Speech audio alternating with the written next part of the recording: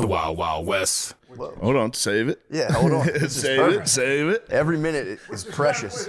I've never met anyone that was raised by Playboy. Yeah. No. Well, you haven't seen Matt's family. We good to go? Yeah, we're good to go. Hey, before we get started, we're here with Nick Bryant, but you asked me how Vegas went. Let me tell you how Vegas went. What happened? Let me hit the band. All right, go For ahead. Sure. Show number 2. So show 1 goes great. Mm-hmm. Show number 2, for some reason, 50 seats in the front. 50 seats in the front are just completely empty. Oh, no. Did And 50 Cent do it to... Basically exactly what 50 Cent did, except I think it was the venue that kind of got me, because those are like artist tickets that why the fuck? Yeah.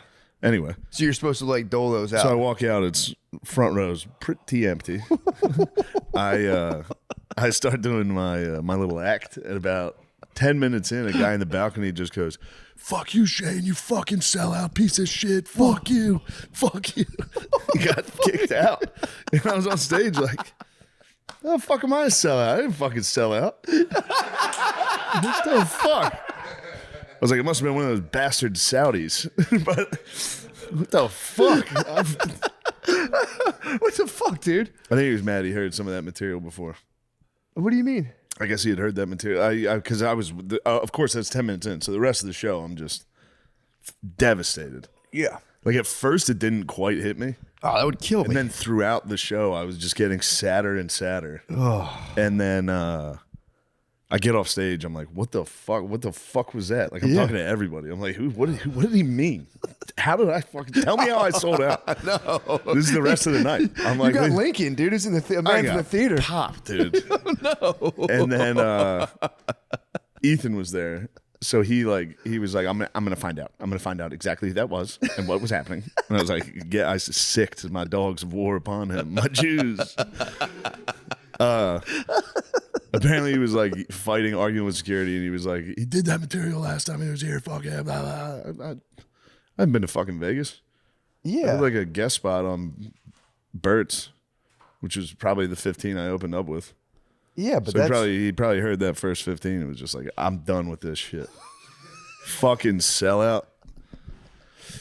Anyway, so that was it's insane. catastrophic. It's no. never really happened. That was a tough one. Oh, it's terrible. Yeah. So that was sad. That was a... that's definitely one of those formative moments, though. Maybe it'll give you a good fired charge. Yeah. Or does it just sting? Uh, So I like every now and again, I've heard of people doing like poorly on those big giant shows you do. yeah. And they do. This was a small one. No, I'm sorry, when I did terrible on the one time. I was like, that's a real, gives you a real formative I wasn't charge. going to bring it up. But afterwards, though, I got like a real Sure. fire in my belly. But Yeah.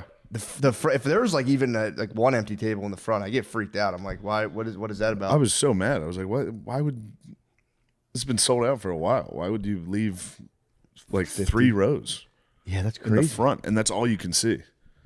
I'm just kind of talking to no one, and then all of a sudden, a guy in outer space is like, "You fucking suck." I was like, shit. You're like, what was that place Elvis got like stuck in? Yeah. What is that place called? What was the theater Elvis got stuck in that he had to In perform? Vegas? Yeah. I don't know, but I was thinking Fat Elvis the whole time. I love Fat Elvis so much. Fat Elvis coming out. It's like my favorite video ever. You know what killed him was a heart attack while he was defecating because he was on so many narcotics. He was just. Oh man, I didn't. Yeah. I never realized he was pushing that hard because Yeah, of he was pushing. the pains. Yeah. And he was probably also swiveling his hips while he pushed. Yeah, He's like, Those days, I think, were long gone for Elvis. True. True I that. don't know. Did you ever see Fat Elvis in Vegas? I don't Unchained think I have. Melody is it's awesome. fucking incredible. So all the Pepsi Yeah, or the Cokes or and then whatever. just on he top. comes out, you're like, oh, this is gonna be terrible. Is that the thing where he pathetic. does his karate thing? He does a little karate up front. stage, That's why yeah. everyone's like, Jesus, this guy's done. And then he hits thinking- Unchained Melody, and it's just, I did see holy that. shit. It is awesome. My thinking on it was he's gone. Yeah.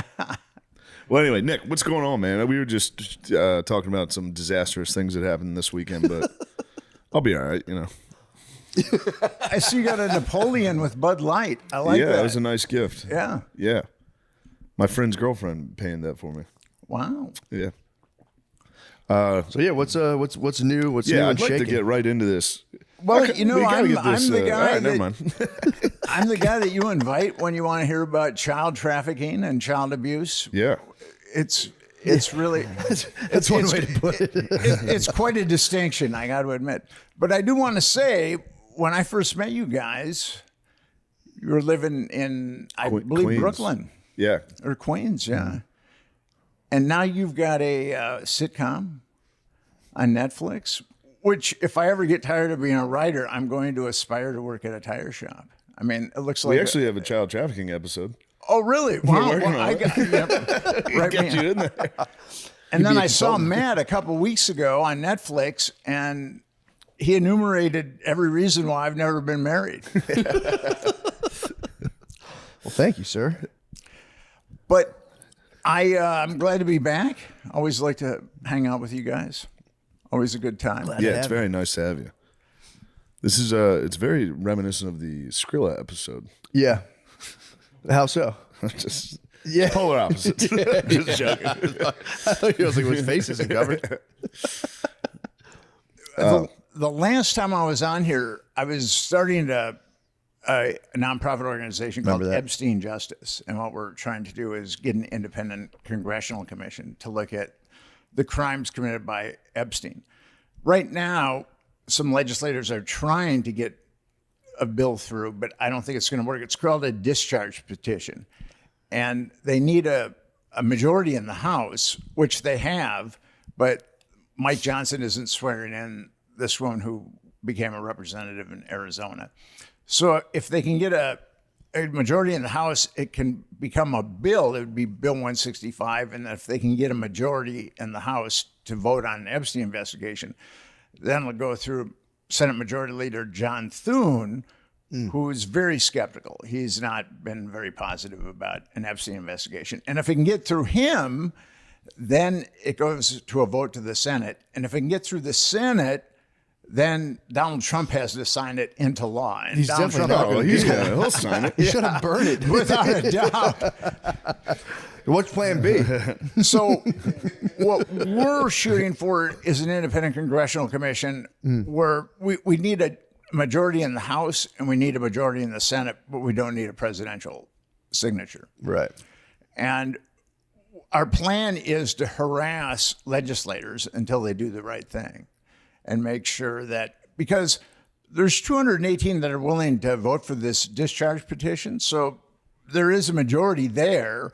And I think that there would be people receptive. It's unfortunate, though, that it's partisan. I mean, all we want is a simple investigation into child trafficking, Epstein-related child trafficking, but it's become a partisan issue. When you would think that every legislator would want to vote for, yes, we need an investigation into a child trafficking network where no one has been indicted except for Ghislaine Maxwell. Yeah. Anytime like somebody like Thune, who if anybody's like cynical against it, it's like Yeah. it's kind of it's a weird thing to be against, you know? Thune, I mean, I look at all these guys that are against it. And I mean, it's really weird. It's weird to be against that. That we have congressmen and congresswomen that vote against an investigation into child trafficking. When you think about that. Yeah, it's crazy. Well, it's also is the thing I'm always confused about. Like, are there really like Epstein papers? Like, I find it hard to believe there's like a giant stack of papers that has a bunch of information about like high power sex offenders that's just sitting in a safe right now. That people are like, no, you can't see that. Wouldn't they destroy that? Well, I released Epstein's Black Book and flight logs Yeah, remember in that. 2015. And all the perps are in that book, and all the perps are on the flight logs. I mean, there's a lot of other people that are named, but there's a lot of perps. And the day after Epstein was arrested, the FBI opened up his safe, and his safe contained Oh, there you go. discs and discs and discs of underage girls. Dang. And also, there were hard drives that were taken too. And the thing about Pam Bondi, she's saying that the FBI just started looking at this stuff a couple of months ago. which is total bullshit. I mean, the FBI and Department of Justice and whoever else was covering up for Epstein, they were looking at that stuff in 2019. It didn't like sit in some dark corner of the FBI. And now we got to look at it 6 years later. So the Trump administration has been guilty of a lot of lies. Pamela Bondi came out and said, yes, it's on my desk and we're going to release names. And then they released it and it was a nothing sandwich. I provided more incriminating information on Jeffrey Epstein and his network in 2015 than Pam Bondi did in 2025. That's pretty weird, actually, now you say that. And then she said that she'd been bamboozled by the FBI field office, that they had, because it was such a nothing sandwich. And then she said now she has a truckload of evidence. And she said, It's never great. Whole truckload of CP. Yeah, what's the protocol for them watching? Is there like a specific government protocol? You have to literally watch child pornography. Like, how do they do? Is there like a 30-second increment thing, or like how do they do that? I don't know. They probably hire some pervs or something. It's There's probably plenty of them in the government. That's perfect. We got a couple guys that'll volunteer over there. No, for real, that's like fucked up to have to watch. Of course. That. Yeesh. So Yeah, it's like life altering. Yeah. Yeah. Pam Bondi then said, she keeps digging herself into a deeper and deeper hole. She said only matters related to national security would be redacted. So now she has to tell us what a bunch of child molesters have to do with national security. And then ultimately they put out a memo that no one signed that said that there were 300 gigabytes impounded from Jeffrey Epstein, that there are over 1,000 victims, and that Jeffrey Epstein just downloaded these thousands of hours of pornography from the internet, and he molested over 1,000 victims without any help except from Ghislaine Maxwell. I mean, total bullshit. And Bondi had said earlier that there were videos of Epstein molesting underage girls. So the lies have just kept mounting and mounting and mounting. And I think that that's why this case is being kept alive. One of the reasons why is people want to know the truth. Yeah. Yeah, well, it's also just disappointing because that's like the one thing, because like with the shutdown and everything, it's like they're bickering over this and that, but definitely having sex with children, you'd think they'd kind of pop the mask off and like, all right, we'll get to the bottom of this one. If they're punting that around, it's like, man, these guys really will lie about anything. Sad. Yeah. It really shows how degenerate our government is. And then Mike Johnson, who's the House Majority Speaker, he said that, and this is really bizarre, he adjourned the House early so it couldn't vote on Massey's discharge bill, which would have had the representatives vote on whether or not there should be an Epstein investigation. And then we found out that he had an app on his phone called Covenant Eye. Yeah. And his son also has Covenant Eye, so they can monitor each other's consumption of pornography. Yeah. That's our Speaker of the House. And at least he wasn't there, probably. That's fair. Or maybe that's where was he? Changes that could cut both ways. Yeah, true. Get back from the trip, you're like, look, son, we're going to start cracking down on this whole thing here. Yeah, it's time to make some changes. And then God, he told an unbelievable lie that Donald Trump was an informant working for the FBI, spying on Epstein. And that was such an egregious lie that he had to walk it back. So hold on, he claimed Donald Trump was there as like a secret high-level informant. Yeah, as an informant. 00 Trump was down there he's down on there. the massage table. Yeah.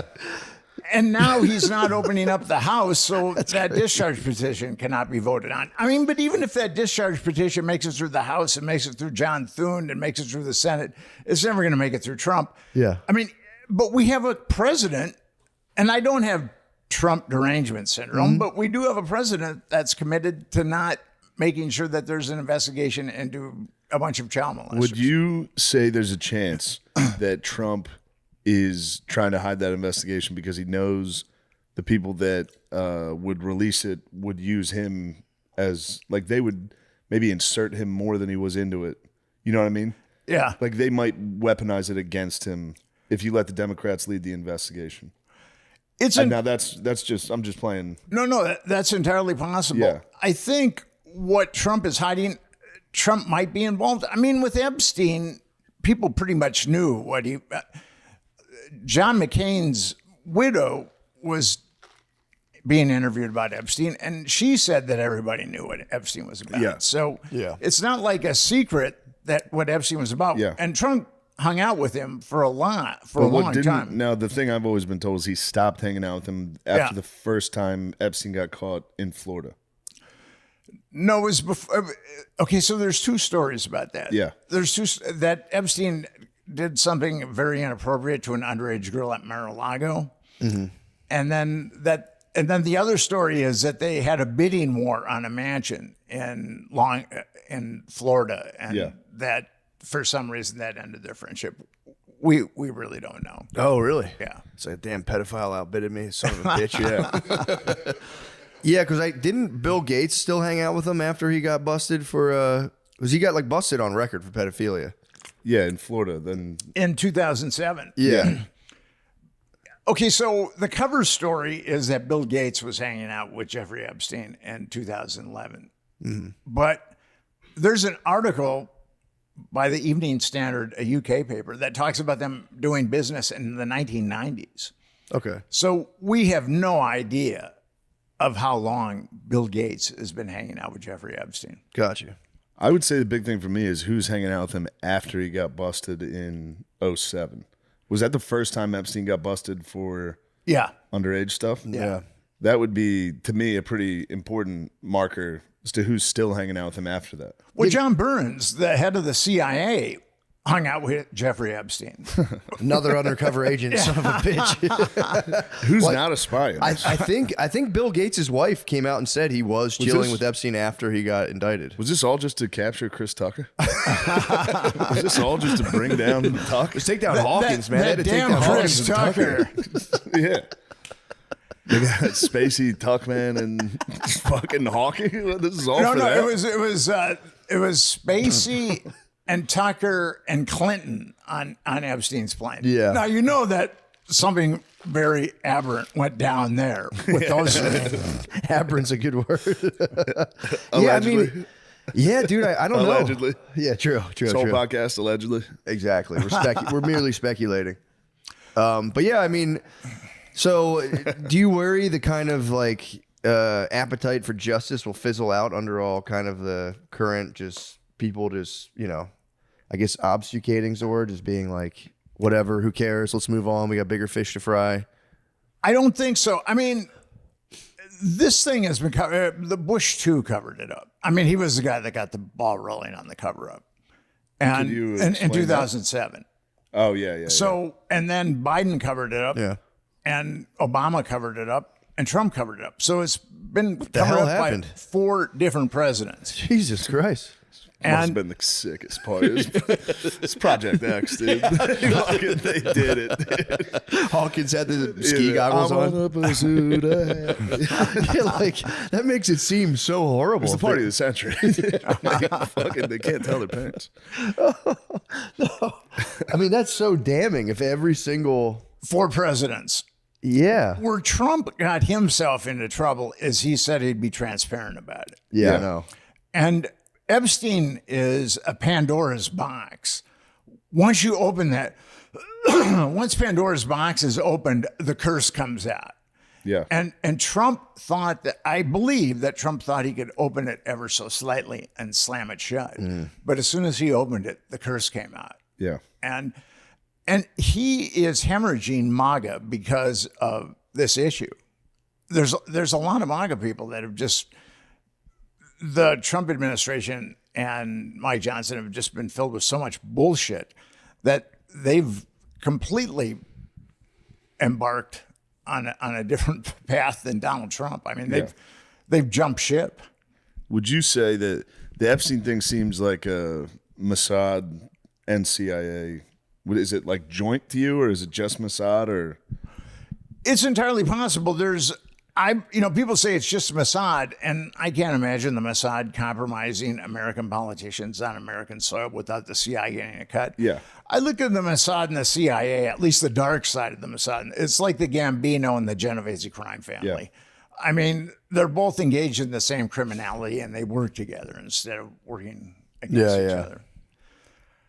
And Virginia Giuffre, her memoir came out a couple of days ago, and she talked about a prime minister that beat her up, and that was really vicious with her. And I knew Virginia. I got to know her pretty Fucking well. Angela Merkel. Virginia told me that it was a Hood Barak. Fucking Merkel. Sorry. Merkel got in there. That's terrible. Laid the lumber. Allegedly. No, it was. It was a Hood Barak, the prime okay. minister. Whoa, okay. I was going to say, why didn't she name him? She just said prime minister in her book, but she told me That's that, Turkey, right? Shit. that it was a Hood Barak. Is that Turkey? No, he was the prime minister of Israel. Oh, jeez. And he was also head of Israeli intelligence at one point, too. Yikes. So that's how high this goes. It goes to the former prime minister of Israel, and it goes very, very high in American politics, too. Jesus Christ. Yeah, we're not going to get that. Yeah. They're not going to tell us that. They're going to need like a Snowden type figure. Well, and I think that's why Americans really want to know how corrupt their political system is. And I've been writing about political blackmail for 22, 23 years. And I think that our political system is rife with blackmail. Even if Trump isn't involved with Epstein, he's protecting a system that's heavily compromised. I mean, that's what I believe. Yeah, I mean, that as far as I can, I mean, I don't really know much about the government, but yeah, if they can't release that, if they do have damning evidence that they can't release, it's kind of proof. I mean, their whole thing is kind of like, dude, there's nothing there. People are hyping this all up. It's not what they said it was, but I don't know. There's over 1,000 victims that we know of. There you go. And there's good counterpoint.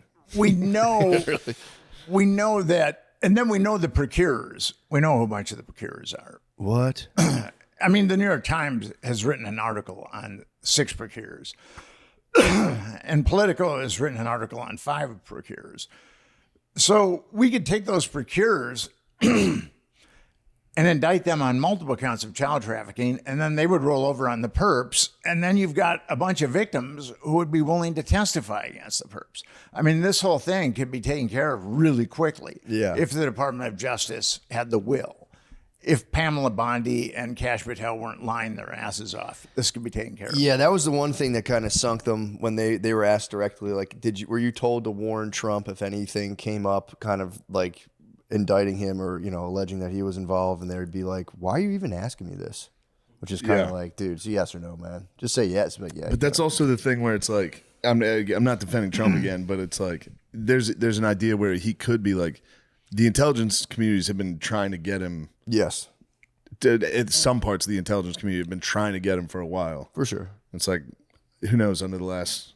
Yeah. If they like slid some fucking names in there of like, well, Trump did this also. You just add it to the fucking file. Yeah. And then when he's like, I'm going to release it, and he opens it, and it's like, oh shit, they said I did a bunch of shit. They got me. The letter. I don't know. What do you think about the letter? No, true. That But letter. he was obviously, he was boys with him. Who knows? Yeah, exactly. But say the letter's not real. That would have scared me. If I was a president and they came up with a thing, being like, yo, this guy wrote this, I'd be like, fuck. Now, this. you guys think a letter is real? I don't know. I honestly don't know. I have a hard time believing that Rupert Murdoch would have published it without vetting it. And if you look at the birthday book and the other entries, it's consistent with what's in the birthday book. Yeah. So you believe the letter's real? Yeah, Yeah. I do. Can he draw like that? That was like kind of fucking impressive, honestly. Taken out of the context. I mean, he probably had a kid do it. I was impressed with the handwriting. I don't have very legible handwriting. No, So but even shaping it like the... Yeah. Also, the wordplay, again, just taken out of context, was, I thought, fairly strong. Judging it as a piece of prose, I was like, damn, I didn't know Trump had that in him. Blood of the poets coursing through him. So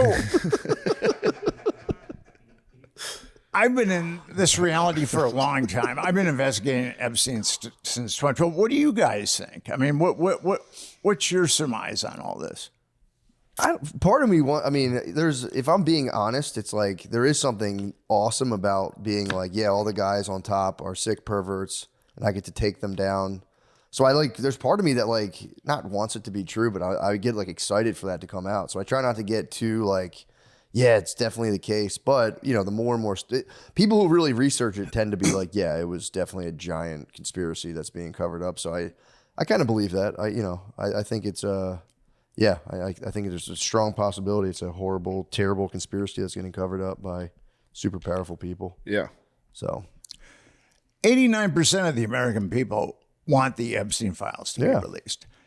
And the government... Shout out to those 11%. Yeah, I was thinking there's probably 11% are probably pedophiles. That's crazy. I think they actually they polled. I don't know what country it was in, but they were like, should we relax the pedophilia laws? And I do think there were 14% of people, it was either pedophilia or child pornography, were like, shouldn't be that big of a deal. Which is crazy. That's crazy. Well, Alan Dershowitz is on record saying that child pornography should be legal. Yeah, dude. He was one of Epstein's swell. Maybe it was a podcast. Maybe he might have been doing a podcast. It might have been out of context. He might have been joking. Damn, what's his argument for that? Being like, I probably have that quote at some point, dude. We've done this for a million hours. I'm sure there was one night where I jokingly said that. Dershowitz is a serious man. I'm serious as hell. Fucking sell out. Fuck you. Matt, stop laughing and get quiet. Matt, seriously, I know we fuck around a lot, but I want to make it a really important This is an point. important thing I want to say. You You legalize it. It's you in 2017. Legalize it. Matt, seriously, you fucking stop messing around. I want to make a point. So why did Dershowitz say that? I think Alan has some psychological issues fair. towards women. I busted him lying. And he was sued by, Virginia Giuffre's affidavit came out in 2015, and she said that she'd been molested by Alan Dershowitz and Prince Andrew and Jean-Luc Brunel. And Alan Dershowitz went on the offensive, and he was like, I don't talking, think it's a crime. What's that? What was his offensive? Like, I don't think it's a crime. Well, no, his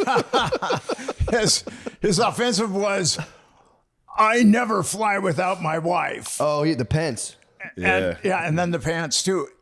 And then the flight logs that I had that I put up showed that he was definitely flying without his wife. Liar.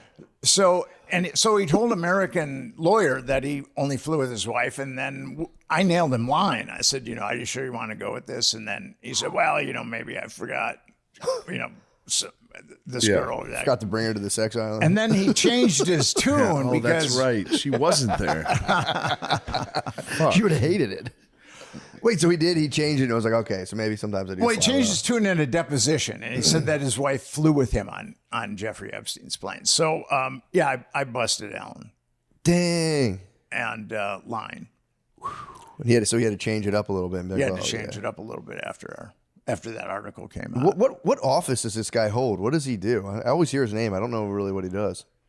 Well, I mean, he's a retired Harvard law professor, but he's made his name defending rapists and murderers.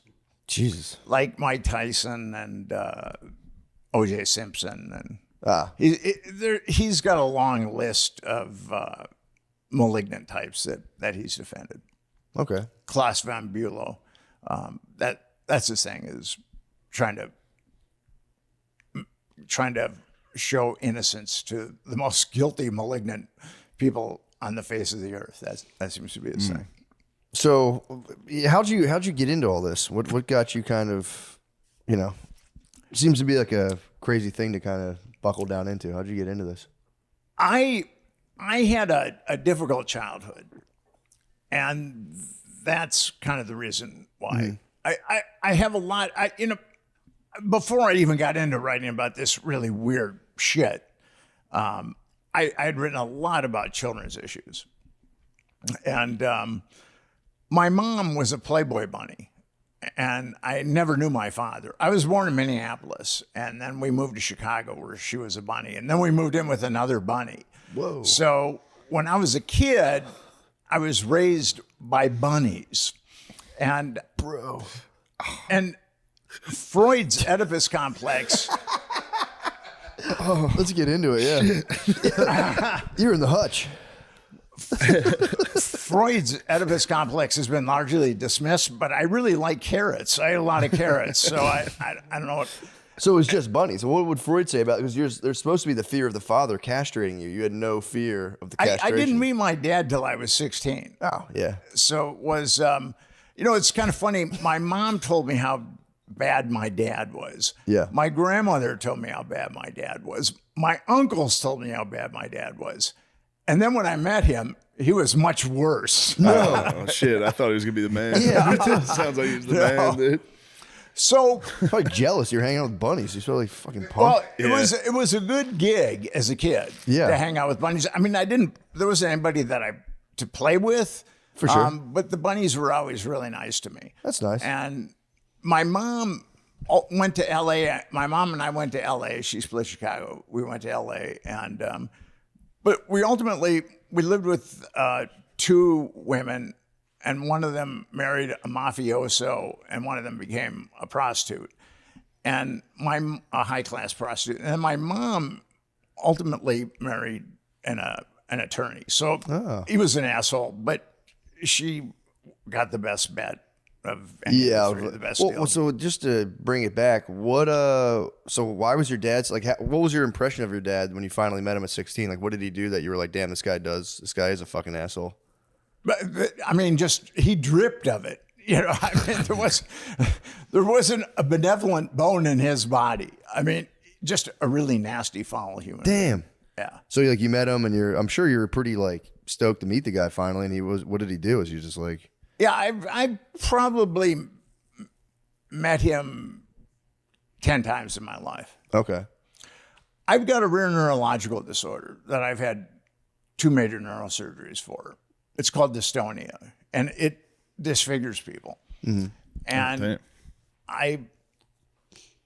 there's only 2 neurosurgeons in the country that perform the kind of surgery that I need. One's in Jacksonville, Florida. One's at the Mayo Clinic in Rochester. And my last neurosurgery was about 10 years ago. And I called up my dad. I hadn't talked to him in a while. And I said, I'm going to have neurosurgery, and I'm going to have to get cleared before I go back to New York. So I'm going to need a place to stay. And he said, you got yourself into this. You get yourself out of it. What an asshole. So you're absolutely right. The guy's a fucking asshole. Class A jerk. His son's about to have major neurosurgery. Hey, you did this to yourself, asshole. You got to get yourself out of this. Oh, man. So that is my dad in a nutshell. Yeah. What a hard ass. He died last year. I hadn't seen him in 20 years. I mean, we talked on the phone occasionally, but I went and saw him before he died. And what did he die from? If you don't mind me asking. Neurosurgery. Yeah. I think it was his heart that ultimately. But the guy, I got to admit, as far as alcoholics go, the way that he drank, all his brothers died in their early 60s, but he made it to his mid 80s. Kept it rolling. Yeah. I mean, impressive. Yeah, the hate fueled him. The hate will fuel you. So my mom Damn, he probably doesn't even remember that phone call from he was probably hammered. Like, you know what? You got yourself into this. Fucking get out of it. He was probably always like, what the fuck is my son's problem? I don't know why this guy's so mad at me. That's a fair point. Well, actually, he did get mad at me, and he told his wife that, if I called, he didn't want to talk to me anymore. Okay. So, well, you just can't beat unconditional paternal love like that. Yeah, True.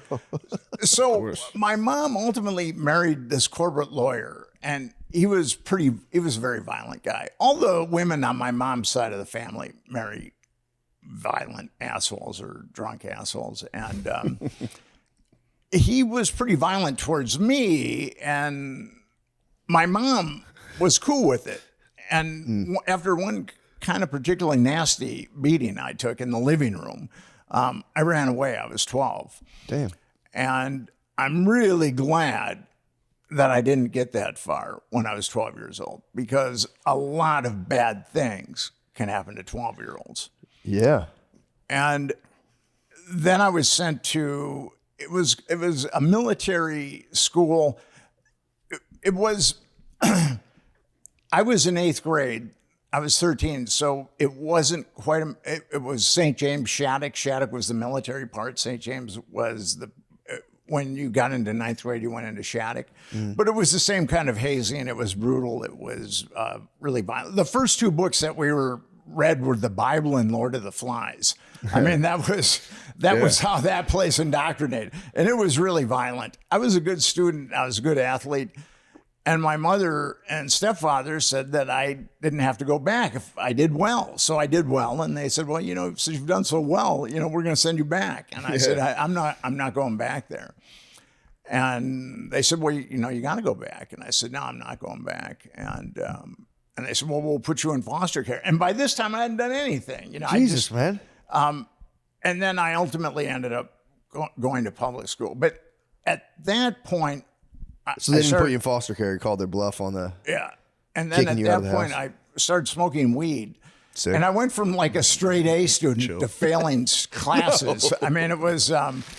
Yeah, and damn, the weed was like 2% THC back then. But no, weed's a perfect gateway into Epstein.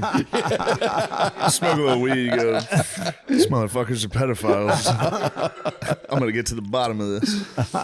Damn, so you started toking. And then I tuned in, turned on, and dropped out, basically. And Just off the weed, or were you taking anything else? I was doing other stuff too. And then I got kicked out of a high school.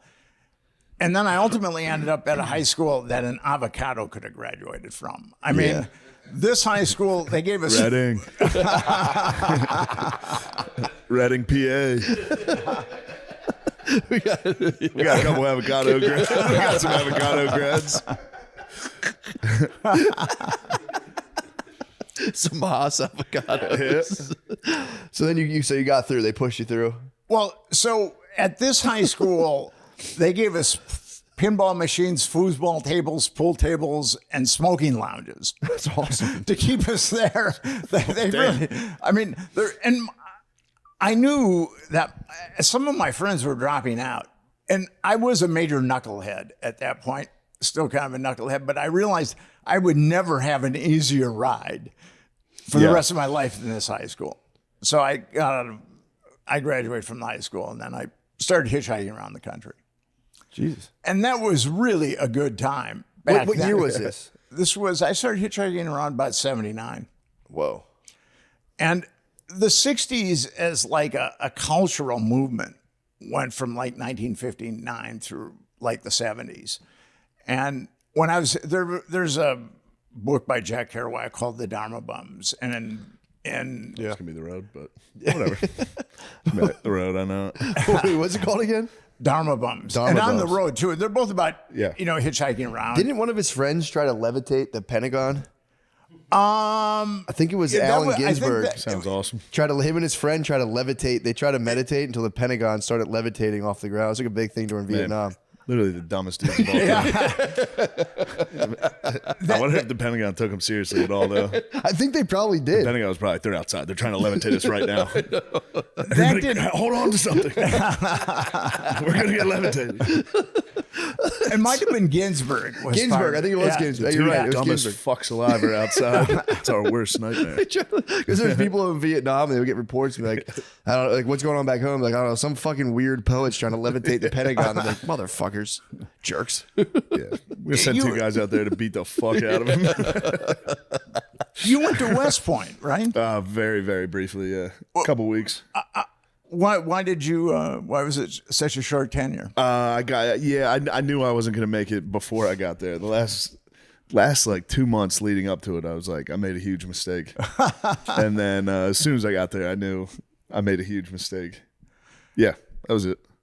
Did it change your perspective on life? Is that what made you decide to become? I mean, it was a giant, humiliating failure, so that probably helped.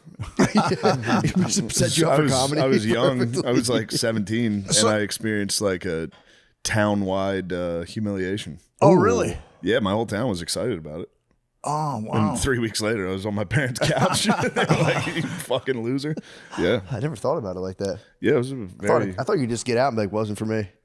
But yeah, it's, Yeah, I mean, you think that. yeah, You know, no one's gonna care. No one's gonna make fun of me for the rest of my life. true, especially Yep. Central PA. Yeah. Central PA, they were fucking pumped I was going. Yeah. Yeah. That book I'm reading right now, Vietnam Percasey or Percasey, whatever it's called. They talk about how he's just like he's in high school. Him and his friend are like playing, soldiers at like 13. Yeah. 17 comes around. He's like, bro, send me to the Marines. And I really think, because back then they didn't have the internet. So like, they're like, I'm going to join the Marines. I think they thought people would be like, welcome, hero. Here's your quest. Yeah. And you're just screamed at on a bus from day one. Like, get the fuck, I'll fuck your mom, you little bitch. And then you're just like, they got there and they're like, this isn't at all what we thought was going to happen. Well, yeah, that happens. Yeah. That does happen. And you're West Point, the same. Now, the boot camp's not like that serious. Yeah. But it is different, especially when you're recruited for football. Yeah. Every time I would go visit there, I'd be like, this place is awesome. Oh, they everyone's having a fucking blast, tricked you. dude. This is all great. And you get there and they're like, Bitch. yeah.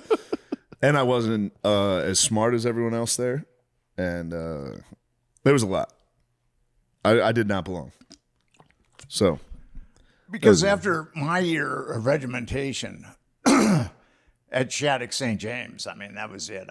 I was done. And I hadn't really been turned on to church or God or anything like that. And they were really heavy on God and violence. And I just kind of discarded everything when once I started getting high. Yeah. I had a lot of anxiety with my stepfather. And then I had a lot of anxiety with that school because it was very violent. And once I started getting high, that anxiety just kind of melted away from me. Tight. And that kind of was my trajectory. But being on the road at that point was a really good time because you'd meet other Dharma bums, and we were all young and idealistic and looking for ourselves, looking for the world, looking for America, and it was really a good time. Then how'd that bleed into the 80s though? Because then the 80s, didn't that become a whole different whole thing? The 80s was different. I got off the road when I was, I think about 82. Okay. I noticed one thing about my fellow Dharma bums. Dharma is the Pali word for truth, and bum is the American word for bum. And my fellow Dharma bums, as they got older, their Dharma was receding, which only leaves bum. So I think that's how most bums, it's pretty typical. And then cocaine came around. Yeah. I did some of that. Yeah. That probably changed the whole vibe. You guys became venture capitalists. But I ended up at the University of Minnesota. They had a program where if you hadn't been to school in 4 years, you could take classes, and if you did well, you'd matriculate. And so that's what happened is I took classes. So nice. I got very lucky that they had that. Sure, Golden Gopher. Golden Gophers, yeah. Hell yeah. And I mean, that football team has sucked since 1960. Yeah. But no, they got a guy right now. The coach is doing all right. Fleck, you go look him up. Yeah. Oh, you know about Fleck? Yeah, I know about Fleck. Yeah. He could row the boats, dude. They could be all right. He's highly entertaining. He kind of reminds me of the Music Man, that musical, where he thinks that he's making people think that he's actually got a good football team. He's doing all right. But Ohio State beat the U of M like 41-3 or something. That'll happen. Yeah, they'll do that to everybody. But they beat Nebraska.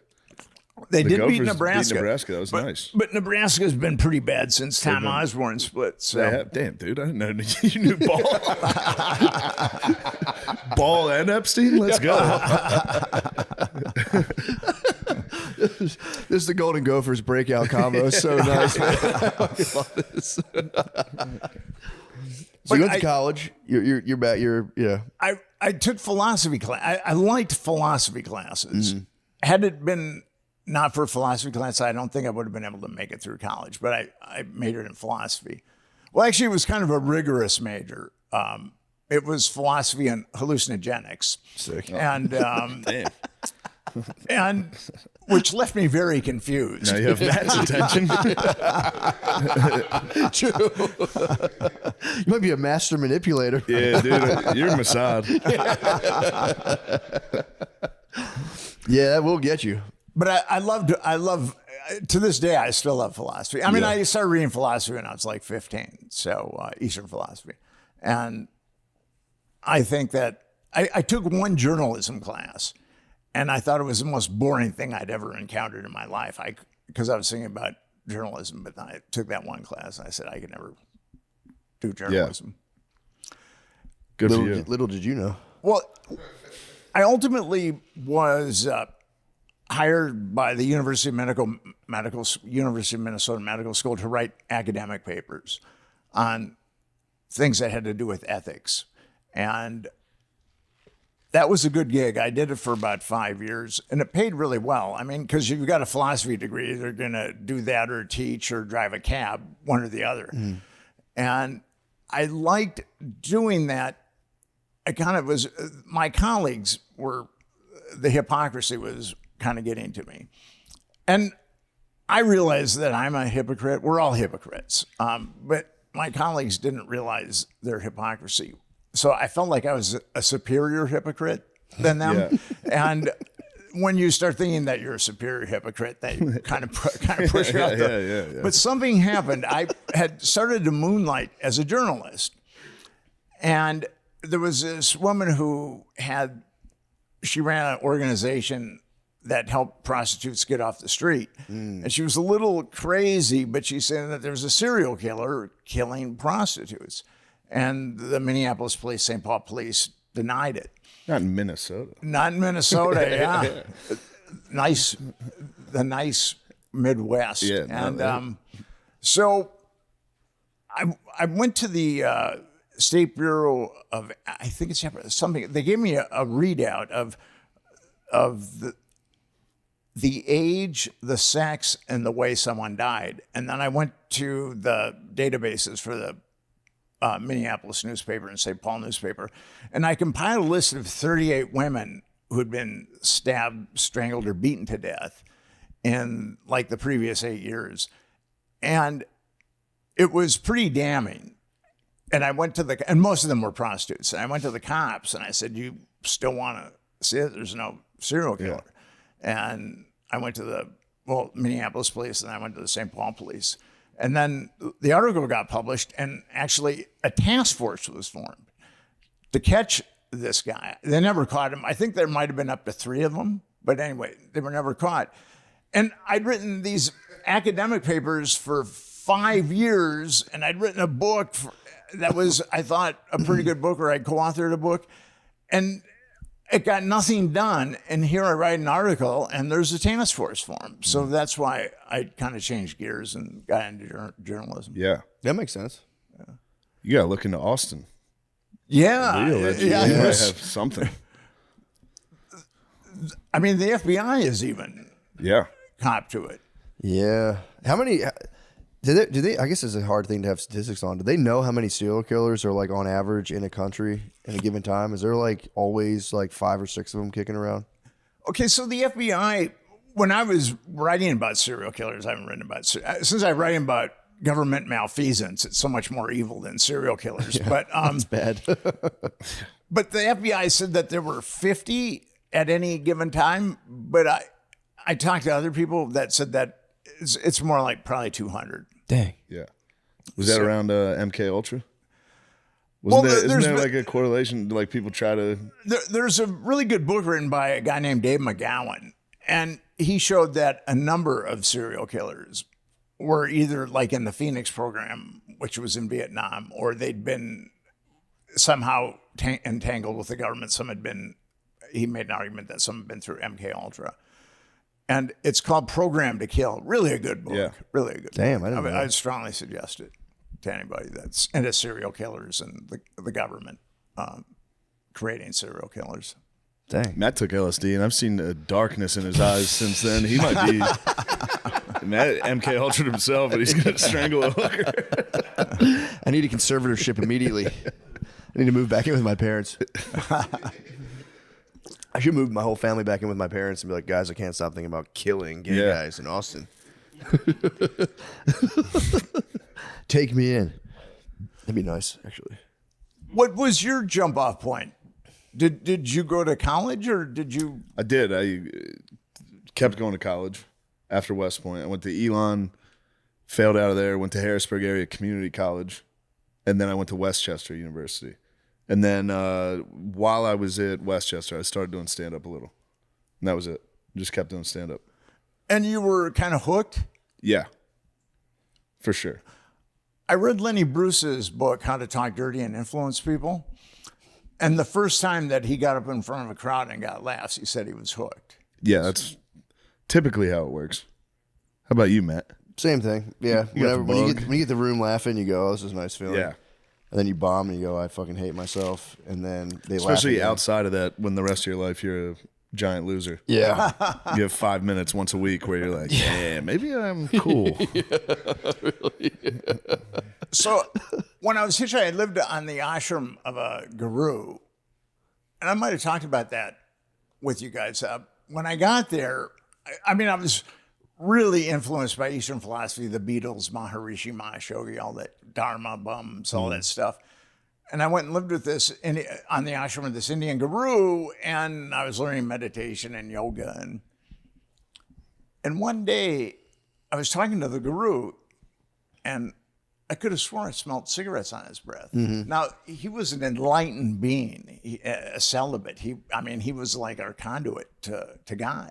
And I went to one of the people on the ashram, who I'd eventually call the pod people.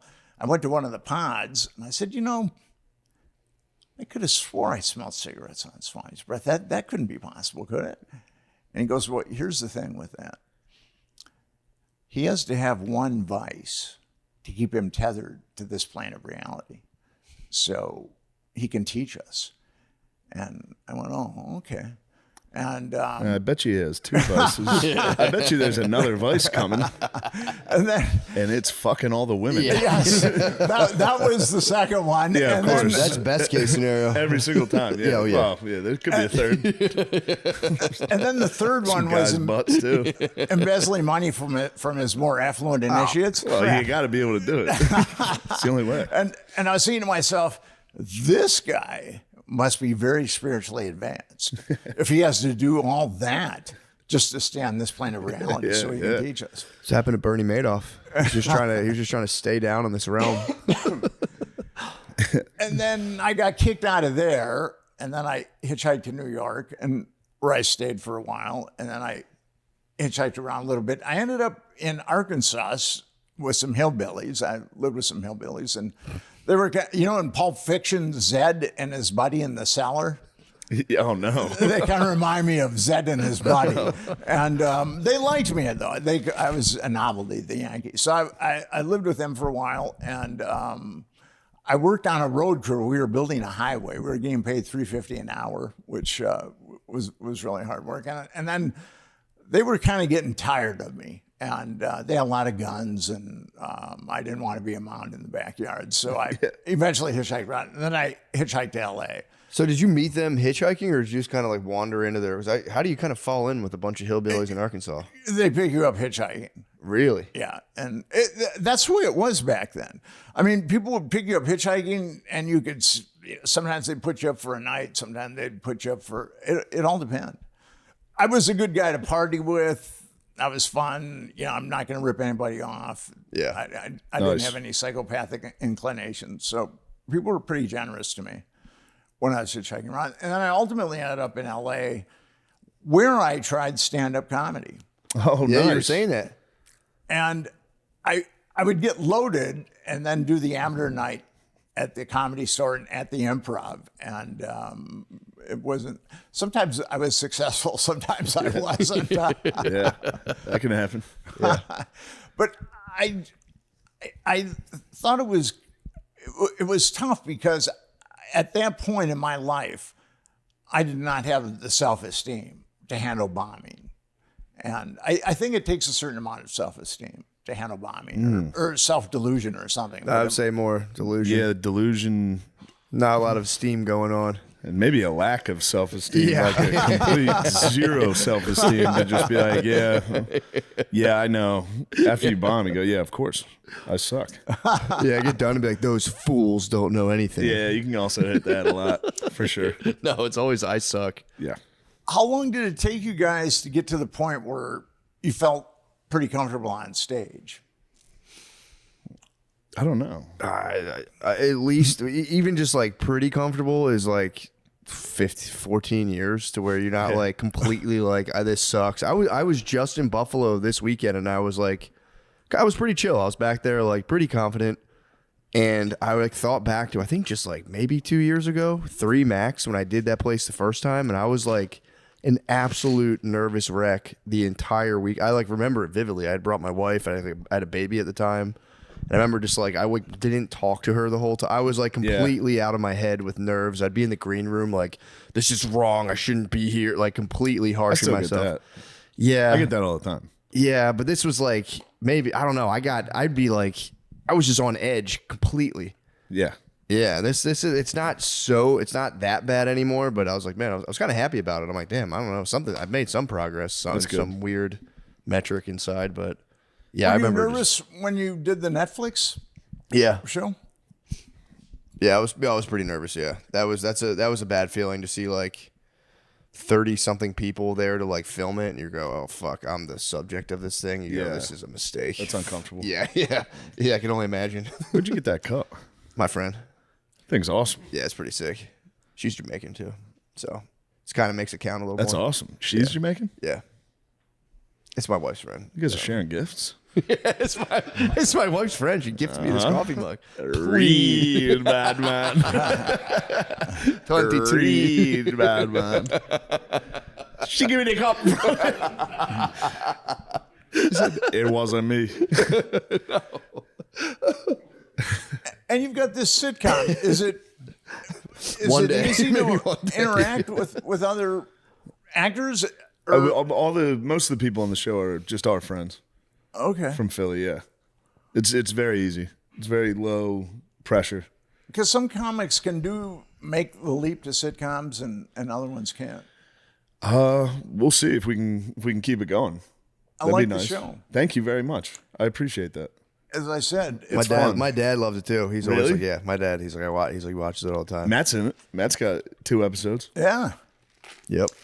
I've been typecasted. I'm just a cop. He's a cop. People dude, I've been asked to do a cop too. I'm totally typecasted. Really? Just cops for I me. mean, if you dude. get that crew cut, you're fully a fucking cop. You're fully a cop. I know. I've only had one other person ask. You guys have become stars since I was first on the show, and I've just become old and grizzled. You know, it's I'm getting pretty grizzled You're too. dealing with some pretty heavy stuff. Yeah, true. He did Take it the out. road. Hit the road again. It does. I mean, that reality is so dark. To tell you the truth, I don't really know how it. When I first came across it in Omaha, and I saw how many kids had been destroyed and how it had been covered up, I just said, these fuckers are going to have to kill me to stop me. This is just too easy. Yeah. Yeah. And then Epstein came along, and I thought, because I wrote a pretty good book on the Omaha network, but we couldn't get it. People just didn't want to believe that the government would be involved in something like that. And then Epstein came along, and then that kind of gave me a second wind.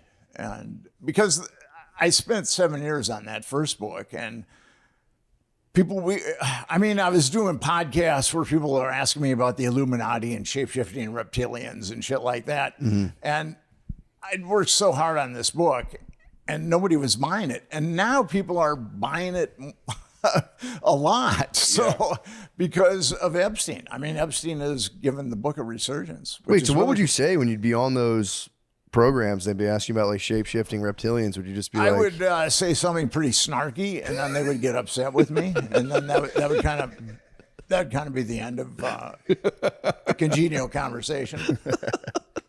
That would kind of piss me off if I spent 4 years researching and writing a book. You know, like, what about interdimensional reptilian avatars? Well, there were these I guess Evangelical, they had a conspiracy show. I guess it was relatively big, and I'd never heard of them, but I talked to them like about a month before I was going to go on. I said, you guys should really read the book. Yeah. Because there's a lot of apocrypha floating around on the internet about this. And then they called me up, and they were very happy, evangelical. Hey, Nick, how you doing? And and I asked them, did you read the book? And they said, no, but we've been cruising the internet, and we know a lot. And then, like, one of the first questions the dude asked me was about the Illuminati, and then there was some other crazy questions. I said, man, you obviously have not read this book. And wasn't there some evangelicals in Florida in the book, or whatever? Didn't they say they were like a church group? That van of the Finders. Yeah, the Finders. Oh yeah, Well, that was just a weird cult. Yeah. And so the guy said, well, what politicians have been compromised? And I said, well, it's really kind of impossible to explain to you the politicians that have been compromised unless you really understand the kind of power that was deployed to cover this up. There were 2 grand juries in Nebraska and 1 grand jury in D.C. that covered this up. So I can name names, but it wouldn't have any meaning without. And then he started yelling, who are the politicians? Who are the politicians? And then, because I'd been a little snarky myself. So that was the end. And they were going to call me back and thank me for the interview. And they never did, man. I'm still waiting for that call. I think I hurt their feelings. Yeah, what was the name of that? Wasn't it called like the Boys something? Or that was the Boys thing Town connected to the Franklin scandal and all that stuff? Yeah, the pimps were getting kids from the Boys Town, which is probably the most iconic, famous orphanage in the world. I was just talking to one of those kids earlier today. This kid, man, he's been through hell. His mother was a schizophrenic, and he was put in multiple foster care homes and where he was molested. And then he went to Boys Town when he was 12. And he was picked to be one of the kids that was flown around. Jesus. And this is actually in the book. He couldn't take it anymore because some of these pedophiles are very sadistic, like what happened to Virginia Giuffre with Ehud Barak. Some of these pedophiles are, and then after a weekend of very sadistic treatment, he went to they have houses and house parents in Boys Town, and he said, I can't take it anymore. I can't take. And Boys Town put him on a plane to Atlanta the next day and deposited him in a psychiatric institution. Dang. Where he was there for a year. And some of the other victims that I talked to that were molested at Boys Town, the exact same thing. They've been put in psych. Now, it's entirely possible that going through something like that could really mess you up psychologically, but it's also a great way to say, if this kid comes forward and says, I was molested, yeah, he's a head case. We don't worry about him. Yeesh. So, yeah, it's kind of it's been dark, but the thing is, I've been at it for so long. And with Epstein, I see light. I mean, I just think it would be, according to the Centers for Disease Control, 25% of underage girls and 5% of underage boys have been molested in our country. And people in the field think it's slightly conservative for girls and very conservative for boys. But if you just go with the CDC numbers, you got 50 million kids. Eesh. So I think that for us to put even a dent in that, it'd be good if the government didn't aid and abet child trafficking. Yeah. So I think that that's the first step in kind of cleaning up our society. We'll never get rid of it, but we can definitely take a first step by making sure that the government doesn't facilitate it anymore. That is a fucked up statistic, man. When you get into how high that is, that's terrible. I mean, if you could take one thing out of society, if you could take child molestation out of society, the prisons wouldn't be filled. The psychiatric hospitals wouldn't be filled. A lot of people in those types of institutions have been molesting Yeah. these kids. Jesus Christ. And I'm really fortunate. There was emotional, verbal, and physical abuse, but I was never sexually abused. When I started hitchhiking around as a kid, though, I started hitchhiking not interstate, but just around Minneapolis when I was like 15 years old. And I'd get picked up by guys that would hit on me occasionally. And, I'd just say, stop the car. Pull over. I got to pee. Just sprint. Damn. So, and like I said, when I was 12, when I ran away the first time, I mean, I would have been susceptible to something like that. By the time I was 15, I was just too cynical and angry Yeah. to be subjected to something like that. For sure. Damn, that's fucking bullshit. I got to go back to, I think, was it in the Franklin scandal? Was Clarence Thomas at a party in D.C.? Clarence is a perv. All right. Interesting. Interesting. Hold on. But the point was, there's people you could get invited to these parties. Yeah. And now you're just on this fucking list. But with And you're like, damn, I thought fucking Clarence Thomas was there. I thought this was above board. You know what I mean? Or like, Clarence isn't above board. I don't know much about. Yeah. Yeah. What do you mean by that? Okay, so Anita Hill, there was Oh, that. yeah, I remember She said against Anita Hill. Now there were 7 women that were ready to testify against Thomas, and actually there was one that had been subpoenaed. Her name was Angela Wright, and she was going to back up Anita Hill, and then Biden lifted her subpoena, and Biden said that he lifted her subpoena because she asked for it to be lifted, and she said that that's not the case, that he was lying, that she wanted to testify. So Thomas had done this to a number of women. There was a book called Strange Justice. It was written by a former, I think, New York Times or New Yorker reporter named Jane Mayer. And there was also, Thomas was talking to Anita Hill about porn stars too. I don't know if you remember that, but he lived right around the corner from a video store. And that's where he spent most of his time, is in the adult section. So What? How do you know that? Because Jane Mayer. Someone bumped Hold on a into him? second. You bumped into him? Hold on a second. That could happen Justice- to anybody. At least it was the fucking adult section. True. But you're not a Supreme Court justice. So. True. Yeah, and also, that was, God, that must have been crazy having to go in there. Just your regular Blockbuster, turn the corner, get the porn in front of everybody. Yeah. I remember poking my head behind the curtains as a boy and being like, one day it'll all I'm be gonna get in mine. there. No idea it'd be all on my phone. I was like, just let me in there, please. He was head of the Equal Opportunity Commission at that Yeah. point. So he was pretty much incognito. But Gotcha. Thomas. Wait, so how'd you know he was always in the section, though? What's that? How'd you know he was? Because she interviewed someone who owned that store. Oh, And said that damn. he was always. Yeah. That's where his first stop was. Probably his only stop, I think. That stinks, dude.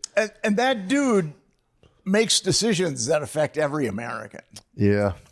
And his wife is crazy too. I mean, his wife He's is. probably driving her nuts. I think she might have been driven nuts before, but she called up Anita Hill, saying that Anita Hill should recant her accusations towards her husband, which I thought was kind of interesting. Yeah. Kind of like Hillary. Kind of like Hillary. Yeah, Hillary made some calls, didn't she? I think Hillary's probably made a lot of calls. Yeah. Well, it's exciting. Yeah. That's pretty wild. See. I had no idea. I always thought it was truly a thing concocted to like take the guy down. I was raised on that too. Yeah. That Anita Hill was kind of a witch hunt type thing. No, there were a bunch of women. What about Kavanaugh? Do you have any insight into that? Do you think? Because that's how it got framed to me. It was like they did it to Thomas, they did it to Kavanaugh. So with Kavanaugh, I was on Twitter and some guy said, "Well, that woman lacks credibility," and I said, "Well, which woman?" Because there's been other women that have come out and talked about Kavanaugh, but it makes sense. I mean, people that are susceptible to being compromised, it can really enhance their career. And I think that, I mean, I see that all the time. True. Yeah. Do you That's think how me on and Matt got big. What's that? That's how me and Matt got big. Yeah.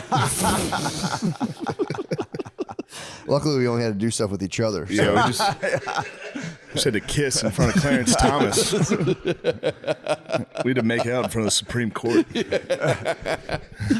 Yeah, I wonder too. Just playing devil's advocate. Do you ever think there's a way to weaponize kind of victims against political opponents? Because I always wonder about that too. That's entirely impossible. But Because the same people weaponizing child sex, you don't think they can be like, let's just send a woman out there that says this happened? yeah, I mean, that's entirely possible. It looks like there's no, depth they won't go to.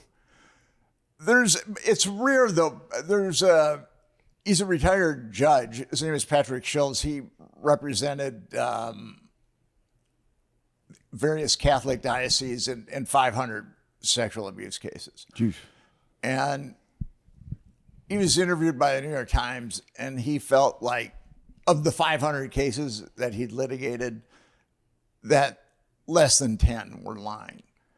So it's very rare. I mean, I'm not saying it doesn't happen. For sure, I hear what I you're mean, saying.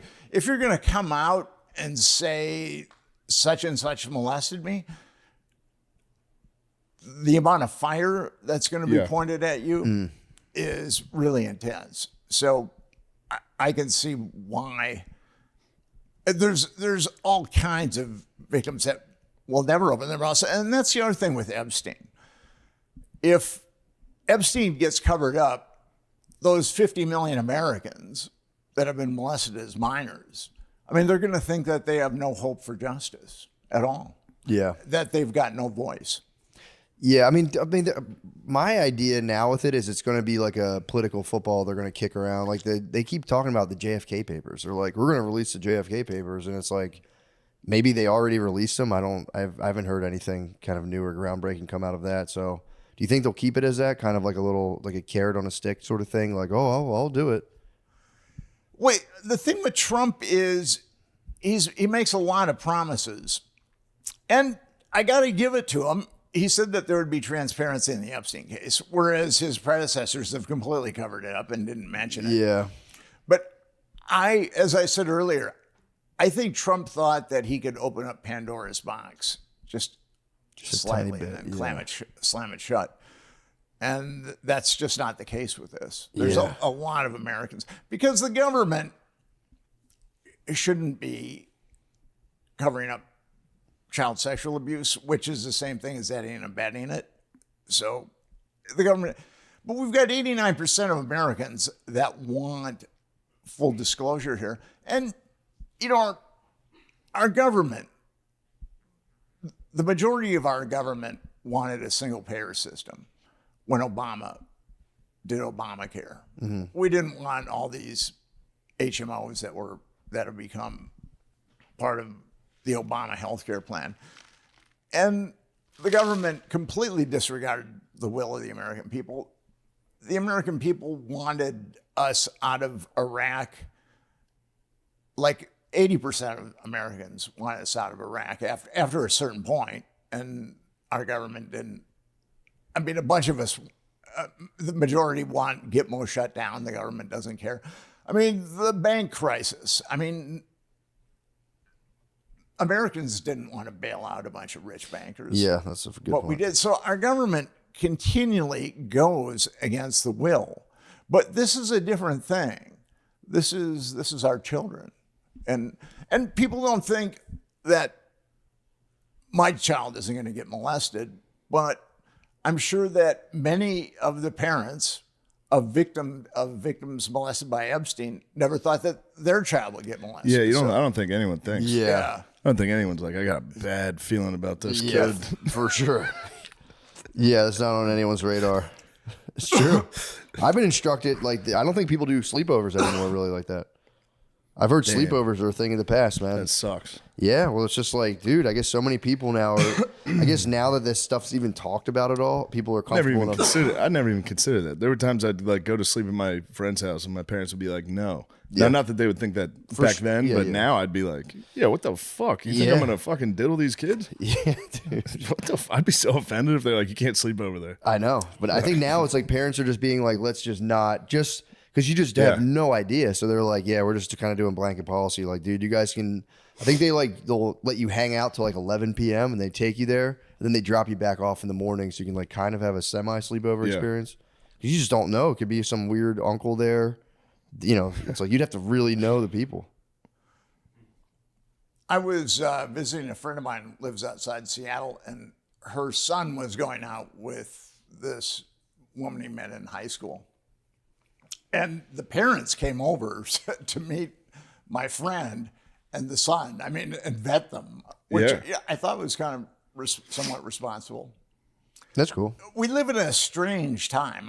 It's very different than, I'm like an antiquated relic, but it's life has changed a lot since I was a kid, and it's changed a lot since you guys have been kids too. True that. Well, hopefully, man, good luck with that. Hopefully it works out and they get some kind of thing rolling. Well, we started Epstein Justice, and it's a 501c3, and I think that we're growing. It's been a tough slog, but Epstein Justice is growing, and our plan, the way that it is now with Massey, they need a majority, as I said, a majority in the discharge position, then they need a majority in the House, and then they need a majority. Then John Thune has to give the thumbs up, and then it's voted on in the Senate, and then Trump has to sign it. And that's never going to happen. Yeah. So what we're proposing is an independent congressional commission where we just need a majority in the House and a majority in the Senate. We don't need any. We don't need a sign off by the president. And we're growing. It's been a tough slog, but people are so alienated. They do not think that they can affect change in their system, and they've been conditioned that way. But at Epstein Justice, we're saying, join us. We can affect change. We can make something happen here, because these crimes are just so horrific, and they've been so blatantly covered up that I think people are ready for a change now.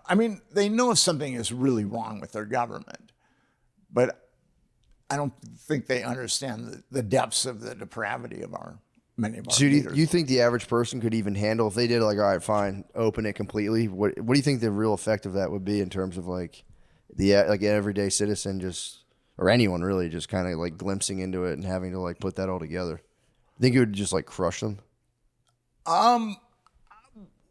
Well, what would you guys say? Would you guys be relieved to say that the system is getting fleshed out? Yeah, I'd be like, this is definitely good. But also, too, it's like, yeah, it's just tough because if it is people who are either politically super powerful or like, billionaire class, like they're not going to let that happen. Well, never. But here's the thing. There's 320 million Americans. And how many of if like labor's rights, that was a slog. Yeah. Civil rights, that was a slog. Women's rights, that was a slog. Gay rights, that was a slog. This can be done. True. Children's rights can be done. We can do that if we decide to. If Americans decide to do this, we can do this. It's really up to us. No, that's a good point. Yeah, I don't want to be naysaying it. I'm just kind of just thinking it through. Yeah, that's a fair point. And no, you don't really think about it. Kids' rights are infringed upon at all, really. So yeah, it's a weird one because there's not like a government. Well, I guess there kind of technically there is. They're saying, but well, good luck. I hope that works out. Yeah. Really. I think it'd be good for people to know, just like, all right, we gotta get a peek into this thing and maybe shift some things around big time. EbsteinJustice.com. There you go. My brother, EbsteinJustice.com.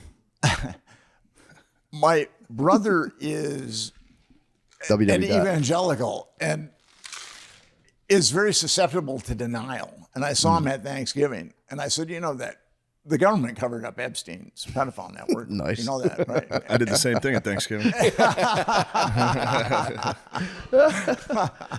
Well, it's just one of those icebreakers. Yeah. that you do. Yeah. Right before pass me fun. the cranberry sauce. Yeah. And he said, I know. And I was stunned because there's a guy that doesn't think the government does anything wrong. Yeah.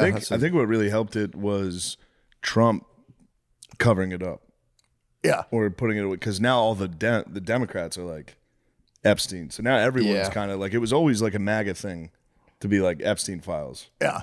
And then when Trump was on the other side of it, of the left does whatever he doesn't want. So now everyone's kind of united in this, you know, But I'm pretty sure that there are people on the left that are compromised too. for sure. Yeah. And so, I mean, that's why it's been covered up under two. For sure. I just mean the people Yeah. that are paying attention. Yeah, to they're it. reigniting the passion. Yeah. Yeah. Because when I started tackling this issue, no one, I mean, I would pitch it to editors at magazines in New York City, and I could see the wheels going around. They would say, well, you know, this is really a horrible story. I need to help Nick Bryant. Or the cognitive dissonance would come in, and I can write Nick Bryant off as crazy, and I can have a nice dinner with my family tonight. I mean, that was, and, you know, I knew most of them would be spineless, but I didn't think all of them would be spineless. And, you know, I had some really good friends that were very high up in publishing. And one of them actually apologized to me, which I thought was really cool. That's nice. Years after the fact, but he said, you Yeah. know, Nick, I could have been a better friend to you. I get it though. If I'm editing like Good Housekeeping and I'm like 3 fall decorations you can't do without, you're like, yeah, I don't know if that would fit. But getting the Franklin scandal published was tough too, because I gave a book proposal to my agent, good agent. And I was summarily banished from that agency pretty quickly. Dang. And then I gave it to another agent who's also a very good agent, and he couldn't get anybody to sell it, or to buy it. So we finally got a small publisher on the West Coast finally bought it. So Nice. and at that point I had so much evidence. I mean, I had a grand jury's worth of sealed testimony and exhibits. I mean, I was able to prove it because of all that grand jury stuff. Yeah. So, That's crazy. Well, dude, Yeah. hopefully. Well, thanks for stopping by, man. hey, It's always good to see you. yeah. yeah, keep Whenever doing it. I'm in Austin, Yeah, I always please like come to by. stop by. Yeah. Please, keep updating us. Yeah. So it's hard to find any real information. Yeah, about that's all the of big us. thing. Well, you can always look at me as a beacon of truth. We will continue to. Yeah. And I like your audience too. When I go on bigger podcasts, the bots come and they try to undermine my character various ways. But when I read the comments, Because I had to get on like a 5 a.m. flight. So I was like, Damn. let me get there. Because every time I check traffic over there at nighttime, I'm like, damn, it takes an hour to get to the airport. Then I wake up and it's 22 minutes. Sure. Yeah. So I wake up super early and dude, I get there and LAX is one of a few airports that doesn't run 24/7. Like the ticketing and bagging and everything. So I get there at like 3, being like, I'll give myself 2 hours. It's Friday. It's, it's a giant city. It's going to be, I thought it was a booming metropolis. Insane, dude. I get there early, dude, because I didn't want to, if I missed insane. I had to get all the way to beautiful Buffalo. I would have been fucked. I fly like an old person. I get there 2 hours early. 2 hours early is crazy. Oh, dude, that's like an hour early.